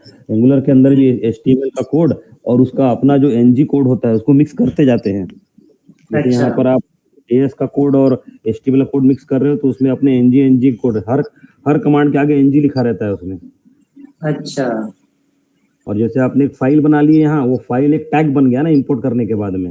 हाँ अभी हाँ। हमको अगर यहाँ पर एक डाटा एंट्री का, स्टूडेंट एंट्री का फॉर्म बनाना है, तो उसका एक फाइल बना लेंगे। हाँ उसका फिर बना उसको, लेंगे, उसको यहाँ पे चिपका देंगे। हाँ, उसको इंपोर्ट मारेंगे और इंपोर्ट मार के हम्म, यहाँ लगा देंगे, तो खाली एक लाइन लिखेंगे तो पूरा का पूरा हम्म, स्टूडेंट का पेज बन के आ जाएगा। हाँ ऐसा है। सेम एंगुलर में ऐसा ही होता है। हम्म। जो तो वही जो चीज है लेटर। यहाँ। हाँ, अब यहाँ पे वापस मान के चलिए आपको बनाना है, तो यही जो फंक्शन बनाए ऐप, वो उस क्या पर रिटर्न क्लिक, करेंगे यहाँ पे? हाँ, क्या? कंट्रोल कंट्रोल दबा करके, सही है सही है। हाँ कंट्रोल दबा के उसको क्लिक करेंगे ना तो यहाँ पे आ जाएगा डायरेक्ट। चलिए यहाँ हम कूद गए अब। अब यहाँ पे रिटर्न के अंदर में हम लोग इसको बोलते हैं क्या तो बोलते हैं यार इसको, ये क्या चीज है? फ्रेगमेंट। फ्रेगमेंट बोलते हैं इसको। ये जो अपना ये है। अरे तू मत आना रे भाई अभी, साला एआई ना बहुत परेशान करता AI है। ये जो इसके। ब्लैंक करली मतलब greater less than greater than लिखे हैं, और यहाँ पे लेस देन ग्रेटर देन को क्लोज किए हैं, इसको बोलते हाँ हैं फ्रेम। फ्रेम नहीं यार, क्या तो बोलते हैं, हाँ, फ्रेगमेंट। बता दो। फ्रेगमेंट क्या बोलते हैं बोलते हैं? इसको। फ्रेगमेंट। फ्रेगमेंट। अच्छा अच्छा। तो ये फ्रेगमेंट जो है ना उधर रेंडर नहीं होता है। फ्रेगमेंट मतलब रेंडर। यहाँ पे मैं यदि ड्यू लिखता हूँ तो भी काम करेगा ये, लेकिन ड्यू क्या हाँ होगा उधर HTML के अंदर रेंडर होगा। हाँ। जब साइट और रेंडर करेगा तो वहां पे हम्म। जाके रेंडर हो जाएगा ये।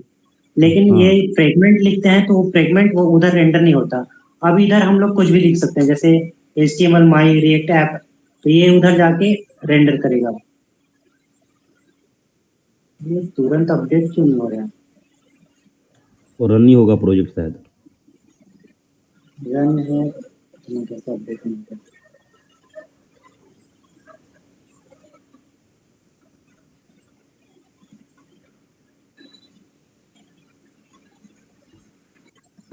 हाँ, कभी कभी ऐसा भी होता है।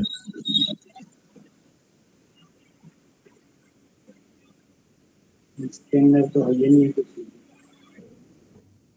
हाँ इसको देखो यार, टर्न कोई एरर तो नहीं आया। सेव नहीं किया क्या? सेव भी तो है।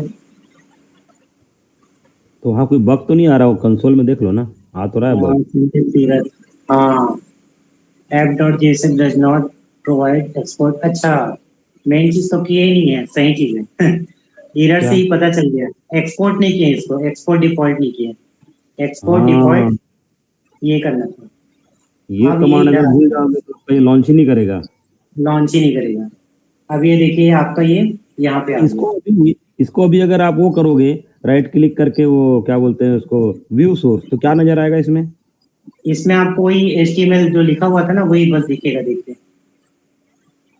ये देखिए। तो जैसे API UPI कॉल करते हैं, वो इसमें दिख हाँ जाता है कि नहीं दिखता?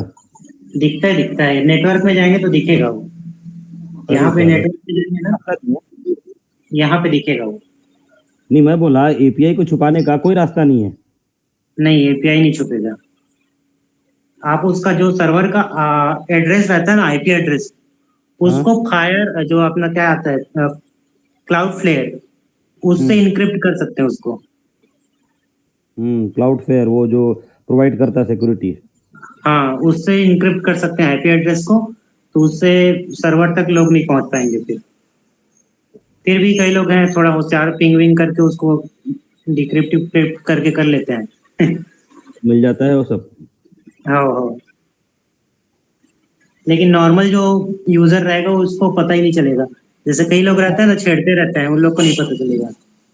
हाँ, हम्म, ठीक है, ठीक है। यहाँ तो तक ये मेरे हो को गया। समझ में आ यहाँ तक समझ में आ गया ना?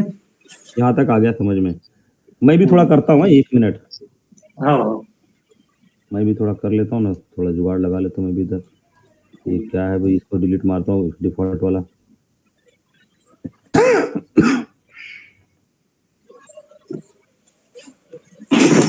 रिटर्न लिखना बहुत जरूरी है ना? हाँ, नोट्स नहीं लिखेंगे तो भूल जाएंगे आप।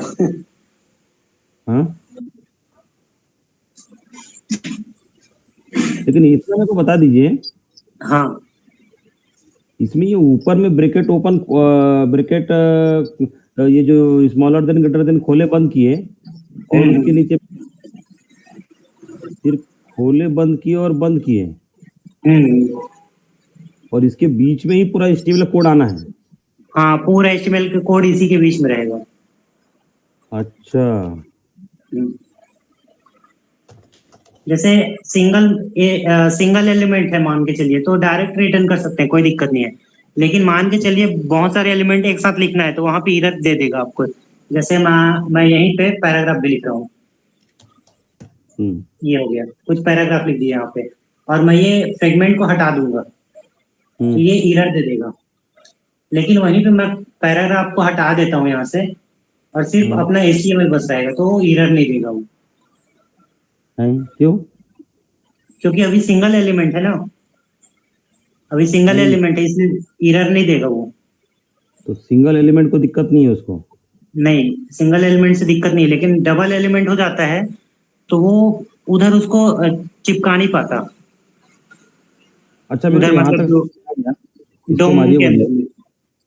अब आगे हम्म आगे जैसे ये जो हमने अभी बनाए app.agx, तो app हम्म ये तो सिस्टम का अपना डिफॉल्ट फाइल था, है ना? हम्म, तो जैसे हमको हाँ एक एग्जांपल के लिए मान के चलिए कि हम एक बना रहे हैं एप्लीकेशन स्टूडेंट एंट्री का। हाँ। तो अभी स्टूडेंट का मास्टर बनाना है हमारे को, फिर हमको अच्छा। स्टूडेंट का क्या बोलते हैं रिजल्ट दिखाना है ना? दो अलग अलग हम्म, पेज है। तो फिर यहाँ पर वो हाँ। एपीपी एक ही फाइल है, तो और एक फाइल बनाएंगे क्या एपीपी? नहीं नहीं, उसका पार्ट है ना अलग से। उसके लिए एक पैकेज आता है, रिएक्ट राउटर। हम्म रिएक्ट राउटर करके है, उसको इंस्टॉल करना पड़ेगा, रिएक्ट राउटर डोम। उससे क्या होगा? वो हमको फिर वो मतलब राउटिंग देगा। अभी राउटिंग नहीं है इसके अंदर में, सिंगल पेज के अंदर ही खेलना पड़ेगा अभी। इसके बाद वही अच्छा। करेंगे हम लोग। एक रिएक्ट जो है खुद का राउटिंग नहीं देता, तो उसके लिए थर्ड पार्टी यूज करना पड़ता है, रिएक्ट राउटर डोम का। अच्छा। हम्म। फिर वहां पे फिर हम लोग मल्टीपल पेजेस बना सकते हैं अलग अलग। फिर उसके अंदर ये भी तभी देख सकते हैं कि हम लोग प्रोटेक्टेड कैसे बनाना है, प्रोटेक्टेड राउट तभी और सिंगल पेज पब्लिक में हम राउट। खोलेंगे कैसे? हाँ, सिंगल पेज में ही आपको पता ही नहीं चलेगा। जैसे मैं एक आगे एग्जांपल के लिए आपको दिखा रहा हूँ, यहाँ पे देखना। हम्म। हम्म, जब मेरा एक काम सिंगल पेज में हो जाएगा तो मैं काय के लिए राउटिंग यूज करूंगा फिर? एक सिंगल पेज में ही काम है आपका बस। वही बोल रहा हूँ, सिंगल पेज में मेरा पूरा काम हो जाएगा, तो फिर मैं क्यों राउटिंग यूज करूंगा? नहीं, सिंगल पेज में कैसे काम होगा आपका? नेविगेशन वगैरह कैसे बनाएंगे आप? हम्म ये भी बात सही है। हम्म एप्लीकेशन कैसे बनाएंगे? एक मेन पेज बनाना पड़ेगा, एडमिन हम्म। पैनल है ना? तो जैसे उसके आप बाद बोल रहे हैं, चलिए मान के चलते हैं एक पेज में बना के हम लोग बना भी दिए, हाँ लिंक करके। तो हाँ लिंक करके बना भी दिए, तो लिंक कौन सा यूज करना पड़ेगा हमको? Anchor tag. एंकर हम्म टैग करना पड़ेगा। अब एंकर टैग यूज करेंगे वो तो फिर हो गया आपका HTML हो गया, फिर सिंगल पेज एप्लीकेशन तो बना ही नहीं वो। हम्म जैसे मान के चलिए यहाँ पे कंपोनेंट के अंदर में हम लोग हम्म एक बना लिए, दूसरा 2-3 पेज और बना लिए, और उसको एंकर टैग के अंदर डाल दिए। वो रेंडर तो कर देगा, लेकिन वो खोलेगा उस फाइल को, और फिर वो जो फाइल भी खुल जाएगा, लेकिन जेएस का कंट्रोल हट जाएगा वहां से। हम्म। ऐसा है। अच्छा। फिर वो रिएक्ट का पार्ट नहीं रहेगा, वो नॉर्मल HTML हो जाएगा फिर वो। अच्छा, इसके अंदर वैसा ही बनता है? हाँ, वैसा बना सकते हैं, मैं मतलब फिर उसमें आपको क्या करना पड़ेगा, तो फिर हम्म, वेनिला जेएस के में फाइल लिखना पड़ेगा, फिर वैसा करेंगे तो फिर मतलब कोई मतलब नहीं है, फिर वो रिएक्ट रिएक्ट ही नहीं है, वो नॉर्मल वेनिला जेएस हो गया। हम्म, मैं बोल रहा हूँ, समझ रहे हैं ना जो बोल रहा हूँ उसको। मैं समझ गया, मैं समझ गया। तो हम्म अभी रिएक्ट का यूज करके हमको एक ही पेज के अंदर, अभी आपने बताया वो माई फर्स्ट रिएक्ट ऐप ऐसा लिख करके एक फाइल बना दी है। अभी आगे हम्म। क्या है? अभी ये फर्स्ट हो गया, अब इसके अंदर होता है कंपोनेंट्स। हाँ, कंपोनेंट्स क्या है बेसिकली, आपको तो पता ही होगा कंपोनेंट। उतना पता नहीं है, बताओ ना आप क्या है। कंपोनेंट क्या है, जैसे आपका नेविगेशन हो गया, हाँ। नेविगेशन मेनू एक कंपोनेंट हो गया, हेडर एक कंपोनेंट हो गया, फूटर एक कंपोनेंट हो गया, पेज का हम्म, बहुत सारा सेक्शन रहता है वो सब एक कंपोनेंट हो गया, आपका बटन वो एक कंपोनेंट हो गया, एक पैराग्राफ हो गया वो भी एक कंपोनेंट हो गया। मान के चलिए आपका हीरो हीरो इमेज आता है, वो एक हम्म, कंपोनेंट हो गया, कराउजल हो गया कंपोनेंट हो गया। तो वो सब क्या है, आपका कंपोनेंट्स हैं। उनको हम आ, लोग अलग से बना लेते हैं यूआई की, एक कंपोनेंट के अंदर में यूआई करके एक फोल्डर बनाएंगे, उसके अंदर में पूरे जैसे जो जो यूज होना है, जैसे बटन यूज होना है, पैराग्राफ यूज होना है, हेडिंग यूज होना है, वो सबको बना लेंगे। टेबल टेबल भी तो डिजाइन होके पूरा अच्छे से दिखता है, तो उस टेबल को एक बार बना लिए, बार बार यूज कर रहे हैं, ऐसा करके पूरे कंपोनेंट को बना लेते हैं। फिर उसके बाद हम लोग रिएक्ट राउटर में अलग अलग पेजेस से बना के पेजेस बना के उसके अंदर उसको कॉल करके प्रॉप्स भेज भेज के यूज करते हैं। क्या भेज भेज के? प्रॉप्स प्रॉप्स मतलब प्रॉपर्टी, प्रॉपर्टी मतलब मान के चलिए एक कैराउजल है। हम्म, अब कैराउजल के अंदर में क्या दिखना है, एक तरफ हेडिंग दिखना है और इमेजेस दिखना है, और वो हम्म, कैराउजल चलते रहेगा, उसके अंदर चेंजेस होते रहेंगे वैल्यू। तो एक पेज हम्म, है मान के चलिए आपका लैंडिंग पेज, वहां पे भी कैराउजल दिखाना है, और एक पेज मान के चलिए आपका कोई और पेज है, उसके हम्म, अंदर भी कैराउजल दिखाना है। तो दोनों हम्म, जगह लेकिन कंटेंट अलग अलग होना चाहिए। तो हम्म, वो कंटेंट आप एक अरे के अंदर डिफाइन कर दीजिए और प्रॉप्स हमें भेज दीजिए उसको। तो एक जगह दूसरा कंटेंट दिखेगा, दूसरे जगह दूसरा कंटेंट दिखेगा, लेकिन आपका कंपोनेंट एक ही रहेगा, दोनों जगह कॉल कर रहे हैं क्योंकि वो फंक्शन है। ठीक है, अब अभी समझ। उसको, हाँ उसको भी देख लेते हैं। बाकी फोल्डर्स को मतलब फाइल्स को भी बता दूं ना, यहाँ तक तो समझ बताओ। में आ गया होगा आपको।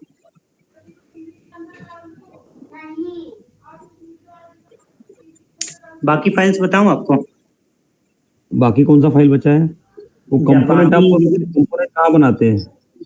एसआरसी के अंदर बनाते हैं, यहाँ पे ऐसे लिखेंगे न्यू फोल्डर, यहाँ पे लिख देंगे कंपोनेंट्स,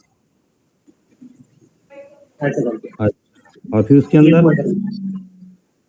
और इसके अंदर में आप फिर से फोल्डर बना लीजिए, यूआई लिख दीजिए। अब मान के चलिए यूआई के अंदर में हमको एक बनाना है बटन, तो यहाँ पे लिखेंगे बटन, लेकिन यहाँ पे फाइल को ना आपको फर्स्ट लेटर को कैपिटल रखना है। अच्छा। हाँ, और डॉट जेएसएक्स लिख देना है। तो ये हो गया। हम्म, और यहाँ पे फिर फंक्शन बनाएंगे फिर से, और ये आपका बटन का एक कंपोनेंट बन गया।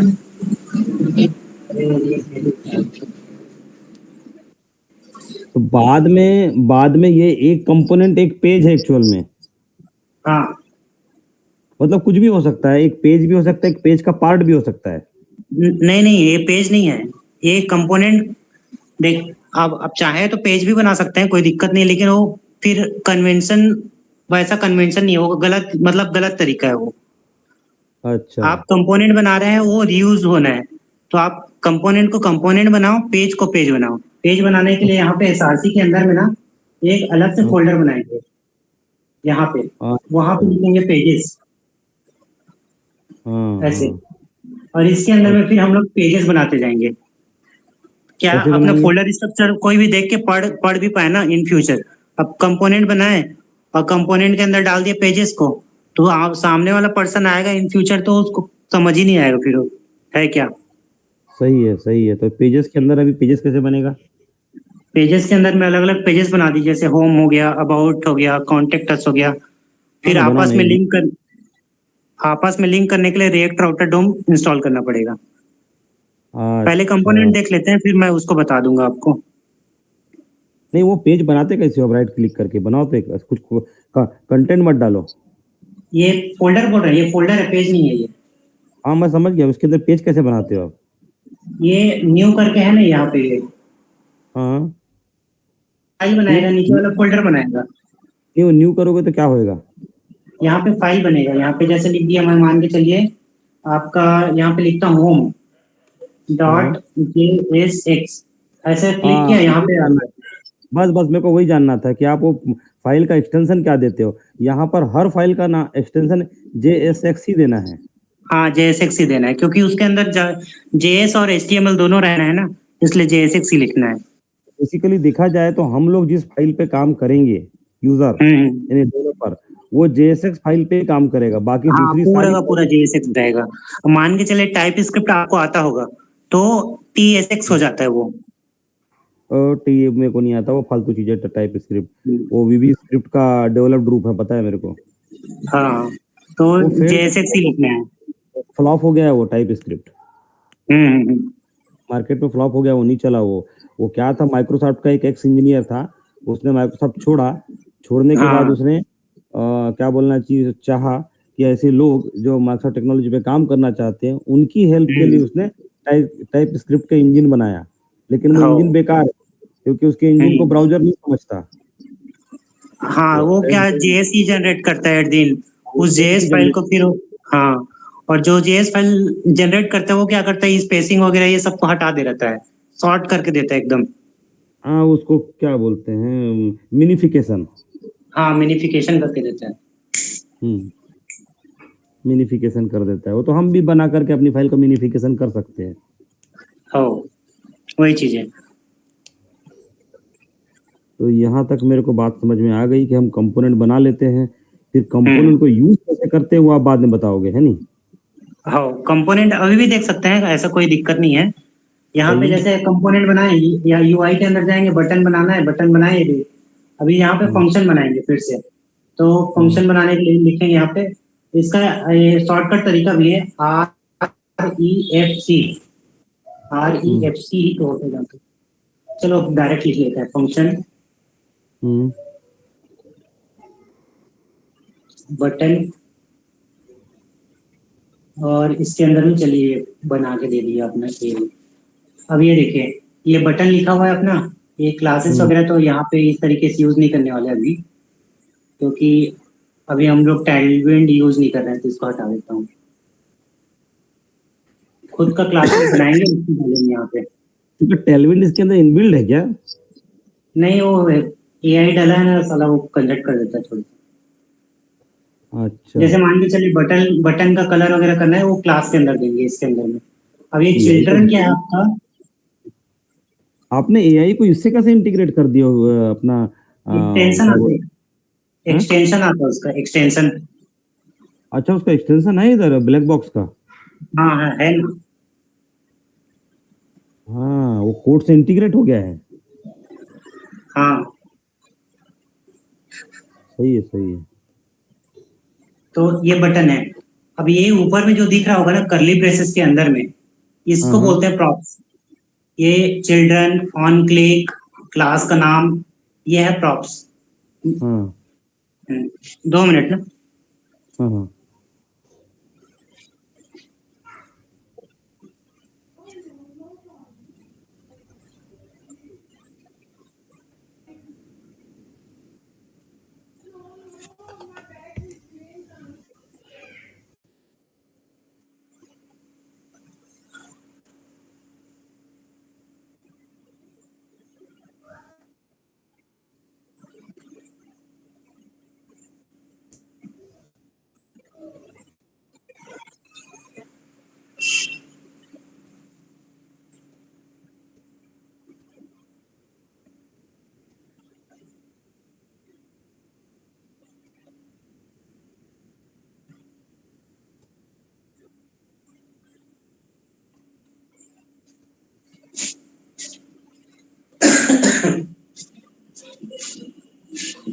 चलो ये सब हटा देता हूँ अभी मैं, हम्म इसको आपको वहां से मैं दिखाऊंगा, इसको भी हटा दो। हम्म।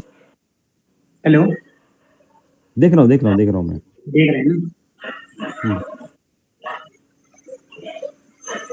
अभी फिलहाल इसको पूरा हटा दिया मैं, क्लासेस भी हटा देती थी। हाँ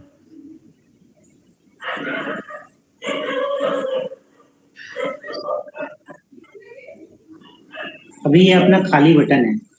हाँ अब इसके अंदर मैं मान के चलो बटन लिख देता हूँ। हाँ अभी इस बटन को यूज करना है तो इसको एक्सपोर्ट डिफॉल्ट करना पड़ेगा। हाँ। ये हो गया एक्सपोर्ट डिफॉल्ट।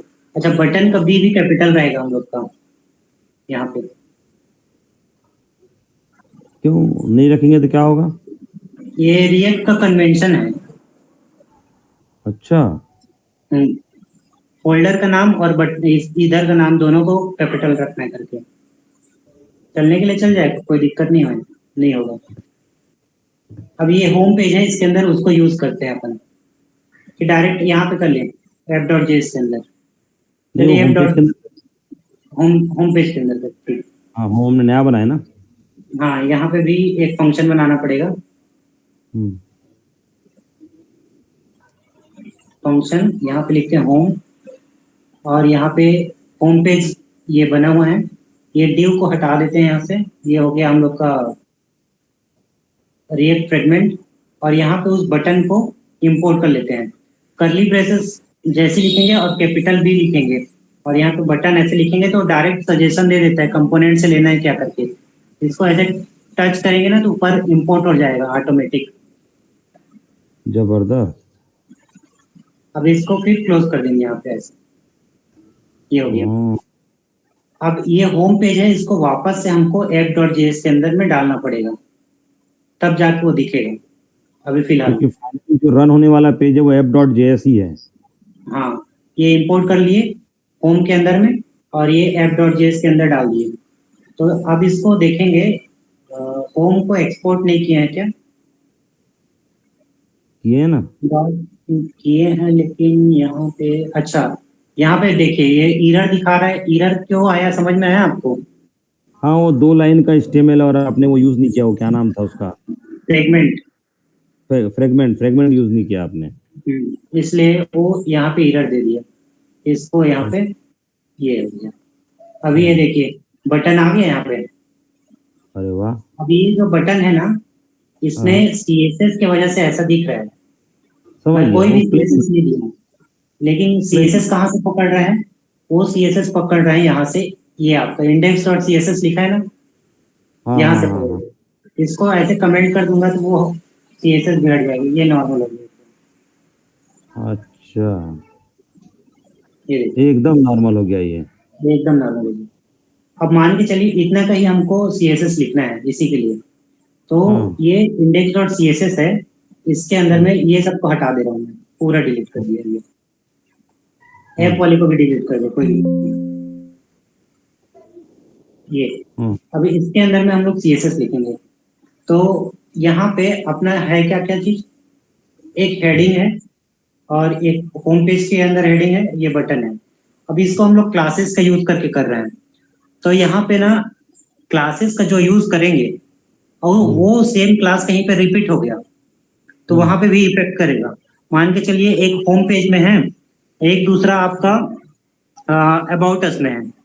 तो अबाउट अस का हेडिंग को आप चाह रहे हैं कि रेड कलर में है, और होम पेज हम्म। का जो कलर है येलो कलर में है, लेकिन आप वहां पे सेम क्लास यूज किए हैं तो वो क्या करेगा, हम्म, दोनों को सेम कर देगा। सही है। तो ऐसे में क्या होगा, सेम सेम कलर हो जाएगा। हम्म, हम्म, तो उसके लिए एक CSS और इसमें तरीका है लिखने का, मॉड्यूल टाइप। हम्म, आगे देखेंगे उसको, मॉड्यूल टाइप CSS लिखते हैं। अब इसमें हम लोग चलिए हेडिंग का ही देखते हैं। तो अपना यहाँ पे क्लास का नाम डाल देता हूँ, क्लास, हम्म, और नेम का N कैपिटल रहता है, हम्म, ठीक है। और यहाँ पे क्लास का नाम दे देते हैं होम हम्म, हेडिंग। हम्म, बराबर है। होम का शॉर्ट ले लेते हैं, एच। होम का एच ले लिए, ठीक है।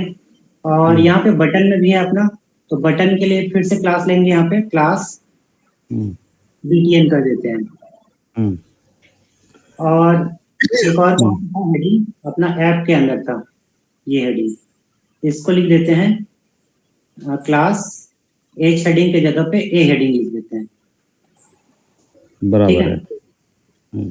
अब यहाँ पे आएंगे हम लोग इंडेक्स डॉट CSS के अंदर में, और यहाँ पे उसको स्टाइल करने स्टार्ट करेंगे। तो यहाँ पे लिखेंगे H heading, curly braces open करेंगे, क्लोज करेंगे, और यहाँ पे उसका फॉन्ट का साइज और उसका कलर,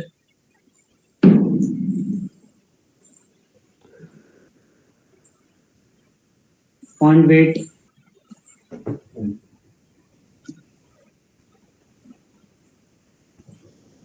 ये दे दिए। ये हो गया हम लोग का हेडिंग। अभी वहां पे नहीं दिख रहा है क्योंकि CSS जो इम्पोर्ट किए थे उसको हम लोग कर दिए कमेंट, तो वापस यहाँ पे जाके उसको ओपन करना पड़ेगा।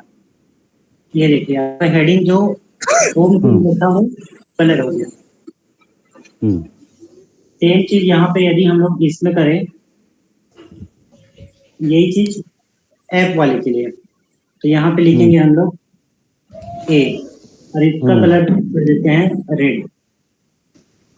तो ये आ गया आपका रेड। और बटन के लिए यहाँ पे करेंगे dot BTN, curly braces open close, background colour ये खुद से ले लिया, पता नहीं क्या है। इसका जो बॉर्डर है उसका बॉर्डर को कर देते हैं नन, ताकि थोड़ा ठीक लगे। ये हो गया। थोड़ा पैडिंग दे देते हैं,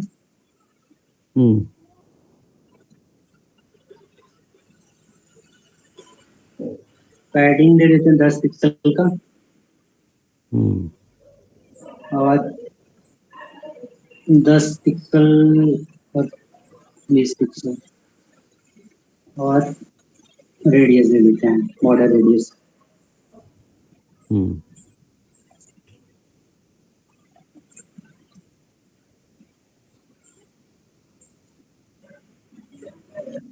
ये बन गया बटन। अच्छा, कर्सर पॉइंटर कर देते हैं ताकि पॉइंटर दिखे। ये ठीक है। कलर वाइट कर देते हैं, कलर ये हो गया। अब यहाँ पे होवर करेंगे तो थोड़ा कलर चेंज होना चाहिए। ये लो, होवर का भी दे दिया। तो ये देखिए होवर से उसका कलर भी चेंज हो रहा है। अब ये बटन एक बार बन गया है, अब इसको कहीं पे भी यूज करो आप, बार बार आपको बटन बनाने की जरूरत नहीं है। तो ऐसा कई कई साइट रहते हैं जिसमें 2 या 3 बटन यूज होता है, तो एक प्राइमरी बटन बना लिए, सेकेंडरी बटन बना लिए, ऐसा करके उसको यूज रहेगा आपका। क्लियर है, समझ रहे हैं? समझ गया। लेकिन अभी मेरे को एक बात समझ में नहीं आई। अभी वो आपका जो मेन डॉट जेएस है, मेन डॉट जेएसएक्स, उसको मेन डॉट जेएसएक्स, हाँ ये आपका मेन डॉट जेएसएक्स। इसके अंदर आपने वो एपीपी को रन किया, तो फिर जो ऐप डॉट जेएसएक्स है उसके अंदर आपने होम को कॉल कर लिया है क्या? हाँ, होम को कॉल कर लिया। अच्छा, तो मतलब ऐप का अपना कोई कोड नहीं है? हाँ, ये हायरार्की में कॉल करता है। ये ऐप के अंदर भी है ना कोड, ऐप के अंदर ये लिखा हुआ है H1 वाला जो है, हमारे पास रिएक्ट ऐप लिखा है ना, ये ऊपर वाला ये। तो फिर वो होम कैसे कॉल हो गया? होम को तो कहीं रेफरेंस दिया नहीं आपने, कहाँ दिया? ये तो दिए है ना, जस्ट नीचे में होम। अच्छा, ऐप के अंदर होम भी कॉल कर दिया आपने? हाँ, इसलिए वहां पे दिख रहा है जस्ट नीचे में ये। वो डायरेक्ट अगर मेन डॉट एजेक्स के जेएसएक्स के अंदर होम कॉल कर दे तो नहीं चलेगा? चलेगा, तब भी चलेगा, वहां पे भी चलेगा। ये अच्छा। देखिए, यहाँ पे करना है, यहाँ पे कर लीजिए ऐसे। हाँ, तो फिर यहाँ पर अगर हमको अलग अलग पेज कॉल करने होते हैं तो हम बटन बना लेते हैं, एक एक बटन वाला पेज बना लेते हैं क्या? नहीं, वही बताया ना, आप बटन वाला बनाएंगे ना तो वो फिर यहीं पे बहुत सारा आपका पेज कॉम्प्लेक्स हो जाएगा, बहुत ज्यादा, मतलब रेंडर टाइम बढ़ जाएगा आपका। तो फिर उसके लिए रिएक्ट राउटर डोम का यूज करते हैं। फिर लिंक करना है आपस में बहुत सारे पेजेस को, तो रिएक्ट राउटर डोम यूज होगा फिर। तो वो पेज यहाँ नहीं रहते, फिर कहीं और रहते हैं पड़े क्या? हाँ, अभी ये नॉर्मल ये पेजेस नहीं है, अभी ये एज अ कंपोनेंट ही यूज हो रहा है, समझो, होम भी। एज ए कंपोनेंट ही है। होम भी मैंने कंपोनेंट ही बन गया यहाँ पे। अच्छा, हम्म, इसका चलिए मतलब आप। हाँ अगर एपीपी और होम दोनों के अंदर एक एक बटन है, दोनों बटन की हाँ आईडी अगर सेम है तो ये कॉन्फ्लिक्ट हो जाएगा, हाँ, आईडी भी कॉन्फ्लिक्ट करेगा फिर वैसे में वो। क्योंकि वो बेसिकली एक ही पेज में रन हो रहा है, हाँ, वो ओवरलैप नहीं कर रहा है, वो ऐप और होम को ओवरलैप नहीं कर रहा है। नहीं करना। अगर ओवरलैप कराना है तो वो फिर वो आपका जो बोले मतलब जैसे राउटिंग। HTML में हम लोग टैग बनाते हैं ना, ये होम एक टैग बन गया समझो, तो उसके हाँ अंदर में मतलब और भी चीजें हैं। कंपोनेंट मतलब एक टैग ही है वो, हाँ, टैग ही है। कस्टम टैग है, हम्म, ये वही तो चीज मेरे है। को सब। अभी इसमें आप जैसे प्रॉप्स बताता हूँ आपको, यहाँ पे प्रॉप्स क्या होता है। अब बटन हाँ में अलग अलग जगह पे अलग अलग नाम यूज होगा बटन का। मान के चलिए हाँ यहाँ पे मैं लिखता हूँ टाइट, बटन का जो लेवल होगा, लेवल, हाँ हाँ ये प्रॉप्स हो गया। तो प्रॉप्स भेजने के लिए जैसे स्ट्रिंग है तो उसको डायरेक्ट ऐसे भेज सकते हैं स्ट्रिंग को, लेकिन हाँ अरे ऑब्जेक्ट ये सब भेजना है या फंक्शन भेजना है ना, तो आपको उसको ऑब्जेक्ट के फॉर्म में भेजना पड़ेगा। तो ये लेवल हो गया, इसमें लिख देता हूँ मैं सबमिट, ये हाँ। ठीक है। यहाँ पे इवेंट भेजना है जैसे ऑन क्लिक या ऑन सबमिट, तो यहाँ पे लिखता हूँ ऑन सबमिट इज लेकिन इक्वल टू, बटन के ऊपर कुछ डिस्प्ले करना है उसको लेबल बोलते हैं, उसको तो टेक्स्ट बोलते हैं ना, इसको बटन टेक्स्ट के भी लिख ऊपर जो। सकते हैं। हाँ, हाँ टेक्स्ट लिख सकते हैं, कोई दिक्कत नहीं, मैं लेबल यहाँ पे ये फंक्शन भेज दिया अपन। हाँ आप अभी फिलहाल के लिए कंसोल करा दे रहा हूँ, ठीक है। हाँ। कंसोल, क्या होगा इससे, कंसोल ओपन हो जाएगा क्या? कंसोल में वो दिखता है, कंसोल डॉट लॉग। हाँ बाजू में नजर आएगा। हाँ हाँ, हाँ यहाँ पे एक वैल्यू भेजेंगे, वी लिख हाँ देता हूँ वैल्यू को, और इसके अंदर हाँ। वी को प्रिंट कर देंगे, डिस्प्ले कर दिए। लॉग। और भेज देते हैं क्लास, हम्म। क्लास, ठीक है क्लास ही लिख देते हाँ नहीं, कोई भी क्लास नेम class देते हैं, नहीं है। हाँ। Class name. और ये हो जाएगा आपका यहाँ पे क्लास का नाम। ये ऑन जैसे अरे सबमिट, में भेजना है, मान के ऑन चलिए सबमिट, आप। मैं हम्म, बोला ऑन सबमिट इवेंट कौन सा है, लेकिन ये जब पेज सबमिट होता है वो वाला इवेंट है ये। ऑन सबमिट लिख दिया हूँ गलती से, चलो इसको ऑन क्लिक लिखते हैं, हाँ ऑन क्लिक। वही, ऑन सबमिट कोई इवेंट नहीं है ना? ऑन सबमिट है, वो फॉर्म में यूज होगा। वही बोला, वो तो फॉर्म फॉर्म की के लिए रहता ऑन है। सबमिट लिए, ऑन सबमिट इवेंट ना फॉर्म में यूज होता है। हाँ जब फॉर्म टेक के अंदर बटन जाएगी तो खुद ब खुद काम करता है वो। हाँ, उसमें काम करता है। अब मान के चलिए इसमें अरे, आप अरे के फॉर्म में भेज रहे हैं, तो इसमें भेज हाँ सकते हैं डायरेक्ट। तो ये हाँ क्लास हो गया, या स्ट्रिंग में भी भेज सकते हैं। तो अपना क्लास का नाम क्या था, BTN, BTN ये हो गया। अब इसके अंदर जाएंगे और यहाँ पे लिखता हूँ प्रॉप। हम्म अभी सिर्फ प्रॉप्स को यहाँ पे मैं कंसोल करता हूँ, हम्म और वहां पे जाके देखेंगे कंसोल के अंदर में, तो आपको यहाँ पे दिखेगा क्या आ रहा है, एक ऑब्जेक्ट आ रहा है, हम्म। दिख रहा है ना। इसके सही है। अंदर में आपको क्या दिख रहा है, क्लास नेम, ऑन क्लिक और हम्म टेक्स्ट। तो इसको डी स्ट्रक्चर कर सकते हैं हम लोग वहाँ पे। डी स्ट्रक्चर कैसे करते हैं, तो डी स्ट्रक्चर करने के लिए क्योंकि ये जो प्रॉप्स लिखा है, और चूंकि वो हम्म ऑब्जेक्ट है, तो ऑब्जेक्ट को डी स्ट्रक्चर करने के लिए इसमें कर्ली ब्रेसेस का यूज करते हैं। तो इस तरीके से हम लोग उसको डी स्ट्रक्चर कर लिए, टेक्स्ट, ऑन क्लिक और क्लास नेम। इससे क्या होगा? ये डी स्ट्रक्चर हो गया तो डायरेक्ट यूज कर सकते हैं, जैसे बटन लिखे हैं तो यहाँ पे लिख देंगे टेक्स्ट, अच्छा। ऐसे। और टेक्स्ट को कर्ली ब्रेसेस के अंदर, जब भी जेएस हमको बीच में लिखना है तो कर्ली ब्रेसेस लिखना पड़ता है, हाँ फिर वहां पे ऐसा टेक्स्ट लिख दिए। और यहाँ पे हमको क्या डालना है, ऑन क्लिक डालना है, तो ऑन क्लिक का सी कैपिटल होता है इवेंट में, और यहाँ हाँ पे कर्ली ब्रेसेस के अंदर में ऑन क्लिक कर देंगे ये। हम्म और क्लास नेम जो लिखा है उसके जगह पे क्लास नेम कर देंगे, ये BTN को हटा देंगे यहाँ से, और यहाँ पे क्लास नेम कर देंगे, हम्म ऐसा। अब यहाँ पे दिक्कत क्या है, मान के चलिए इनमें से एक भी प्रॉप्स नहीं भेजा तो ये एरर कर देगा, एरर आ जाएगा यहाँ पे। मतलब आपने वो बटन का डिक्लेरेशन जनरलाइज कर दिया है। हाँ, सबके लिए यूज होगा। जैसे अब यहाँ से देखिए, यहाँ पे प्रॉप्स इज नॉट डिफाइंड। अच्छा, यहाँ पे कंसोल किया था ना, बट अभी भी देखिए बटन का सेम टू सेम दिख रहा है ना। हम्म अब यही बटन को मैं वहां से जहाँ पे कॉल किया हूँ, यहाँ पे कॉल किया हूँ, यहाँ से चेंज कर देता हूँ। सबमिट लिखा है उसको लिख देता हूँ मैं क्लिक में, हम्म और यहाँ पे ये अच्छा होम के अंदर कर रहे हो आप। ऑन क्लिक यहाँ पे लिखे हैं, और यहाँ पे हम लोग लॉक कराए हैं वैल्यू। हम्म तो उधर पे कुछ ना कुछ वैल्यू रिटर्न होना चाहिए, हम्म तो वो वैल्यू हम लोग यहाँ से रिटर्न करवा लेते हैं। तो रिटर्न ठीक है। कैसे होगा, ये ऑन क्लिक यहाँ पे लिखे हैं ना, वो रिटर्न करने के लिए कुछ नहीं, एक एरो फंक्शन बनाइए और यहाँ पे इवेंट देता है ये, उस इवेंट को उस फंक्शन के अंदर में पास कर दीजिए, ऐसे सही वो है। रिटर्न कर दीजिए उसको। तो यहाँ पे हम लोग वापस आएंगे, एक लिखे हैं हम्म सबमिट, एक लिखे हैं क्लिक में। क्लिक में हम्म जैसे क्लिक करेंगे तो एक इवेंट ट्रिगर हो रहा है यहाँ पे, और उसके अंदर में ये सब चीज आपको मिलेगा।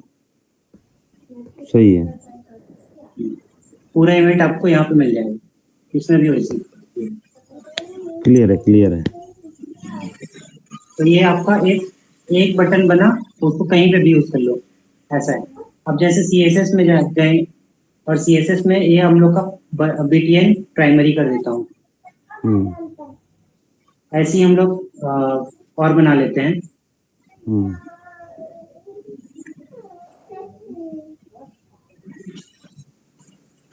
बीटीएन प्राइमरी और बीटीएन सेकेंडरी कर देते हैं। कंट्रोल डी दबाएंगे ना, तो दोनों जो प्राइमरी प्राइमरी लिखा है ना, जहां जहां लिखा होगा, जैसे 2 बार किया मैं, तो दोनों हम्म जगह एक साथ हो जाएगा। यहाँ पे लिख सकते हैं सेकेंडरी। हम्म क्या ये किया आपने, एक, दोनों जगह लिखा जाएगा, ये क्या क्या किए? जैसे ये सेकेंडरी है उसको एक बार सेलेक्ट किया ऐसे, कंट्रोल डी हम्म किया, तो उसके नीचे वाला ना सेलेक्ट होते जाएगा, और जितने बार कंट्रोल डी करूंगा उतने बार जहां जहां लिखा है उस जगह पे जाके उसको सेलेक्ट कर देता है। अच्छा, ये क्या बोलना चाहिए, वीएस कोड का अपना स्पेशलिटी है। हाँ,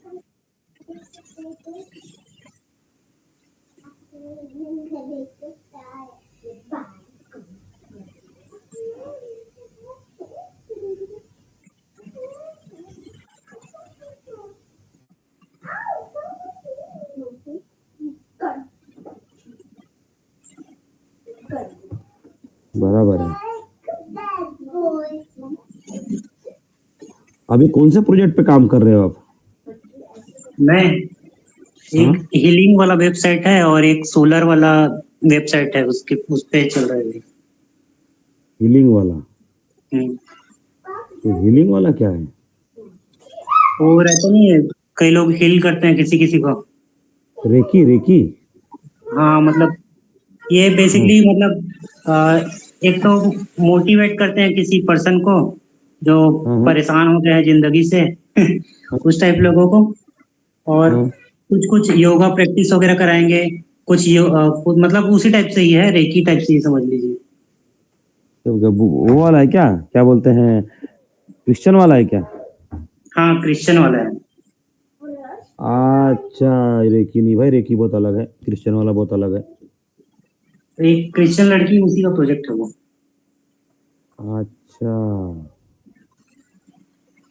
आप हिंदू क्रिश्चियन हो? मैं हिंदू हूँ। हाँ। मैं ऐसी पूछ लिया है क्योंकि ना अच्छा मेरे अच्छा। बहुत दोस्त है जिनका नाम ऐसा ही है, अमन। लेकिन बहुत क्रिश्चियन बन गए कोरबा साइड में। अच्छा अच्छा। मनोज, गणेश, ऐसा ही नाम है, हम्म। और वो लोग हिंदू अभी नहीं है। क्या है, जो अभी कई कई सारे एसटी है ना, वो क्रिश्चियन में कन्वर्ट हो गए हैं ना, और पहले का हाँ, नाम रखा हुआ है, वही रखा हुआ है। अरे मेरे सामने कन्वर्ट हुए हैं भाई, हम्म। देखते देखते कन्वर्ट हुए हैं। ये देखिए,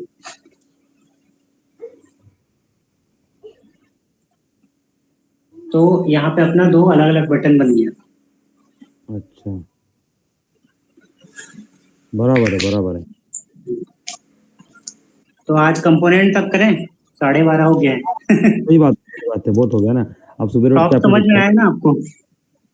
आ गया प्रॉप है ना, प्रॉपर्टी, हम्म। प्रॉपर्टी में वैल्यू भेजना, सही है। तो कल हम लोग रिएक्ट राउटर डोम इंस्टॉल करते हैं और फिर उसके ठीक है, बाद आगे देखते हैं। जैसे आपको कल एक बार JS रिवाइज करना होगा तो W3 से कर लीजिएगा, CSS भी कर लीजिएगा। कल कितने बजे स्टार्ट करोगे? वही टाइमिंग में कर लेंगे, 10:30। अगर थोड़ा आगे पीछे हुआ ना तो कल का दिन हम गैप करेंगे, परसों करेंगे, है ना? ठीक है, ठीक अगर ऐसा कुछ हुआ तो, क्योंकि कल थोड़ा वीकेंड होता है तो है। इधर चले जाता हूँ मैं, है ना? तो समझ में आया ना आपको प्रॉपर? पूरा आ गया, पूरा आ गया। आप देख लीजिए, आपको सेंड करना होगा तो। कंप्लीट आ गया, मेरे कंप्लीट आ गया, मैं कर दूंगा, है हाँ, ना? ठीक है। नेटिव का कैसे करते हैं, लेकिन उसका इसमें नहीं होता क्या, नोड जेएस में नहीं होता? नहीं, अभी उसको चालू करेंगे ना, उसके लिए एमुलेटर वगैरह सब इंस्टॉल करना पड़ेगा आपको। नहीं, आपका उसका सिस्टम का कोड कॉन्फ़िगरेशन क्या है? ये i7 है। i7 है ना? हाँ, तो चल तो जाना चाहिए। SSD होगा और हाँ, एसएसडी है। Graphic card. ग्राफिक्स कार्ड कितना, किधर कहाँ दिया ग्राफिक्स कार्ड के बारे में? मेरे ख्याल से i7 है तो नहीं चाहिए, मेरे ख्याल से चल जाना चाहिए। इसमें ग्राफिक्स और कार्ड का, विंडोज का होम थोड़ी है, होम। ये होम ही होगा और क्या होगा? अच्छा, होम होगा तो उसमें से फिर थोड़ा सा दिक्कत करता है। हाइपर वी को ना अनेबल करना पड़ता है हम लोग को, नहीं एमुलेटर को नहीं, चलाने के लिए। विंडोज 11 प्रो है ये। प्रो है ना? हाँ, तो प्रो हाइपर वी प्रोफेशनल, मिल जाएगा आपको, मिल जाएगा उसमें। ये प्रो है और ये प्रोफेशनल है, और इसमें विंडोज i7 है। फीचर के अंदर जाके ना हाइपर वी को अनेबल करना पड़ेगा, ठीक है ना, और ये इंस्टॉल्ड वर्चुअलाइजेशन के लिए। 16 GB है। हम्म। ग्राफिक्स कार्ड का कहाँ है यार? प्रोसेसर रैम का तो 16 GB है ना? रैम 16 GB है। हाँ, वो चल जाएगा, चल जाएगा, कोई दिक्कत नहीं है। ग्राफिक्स कार्ड इसका 1 GB है। अच्छा, हम्म, जैसे 1 GB। एमुलेटर नहीं भी रहता है तो एक्सपो में चलाएंगे तो ब्राउजर पे चल जाता है वो। हाँ लेकिन एट ठीक द है, एंड हमको तो मोबाइल पे चलाना है, तो टेस्टिंग तो करना ही पड़ेगा। बराबर है, हम्म, ठीक है। ठीक है, ठीक। तो आप याद रखिएगा, कल कल हम लोग को रिएक्ट राउटर डोम करना है। ठीक है, कल अगर कुछ हुआ तो गेप करेंगे, या अगर चाहा तो थोड़ी देर करेंगे, ठीक ठीक है, ठीक है। है ना? और आपका नंबर वही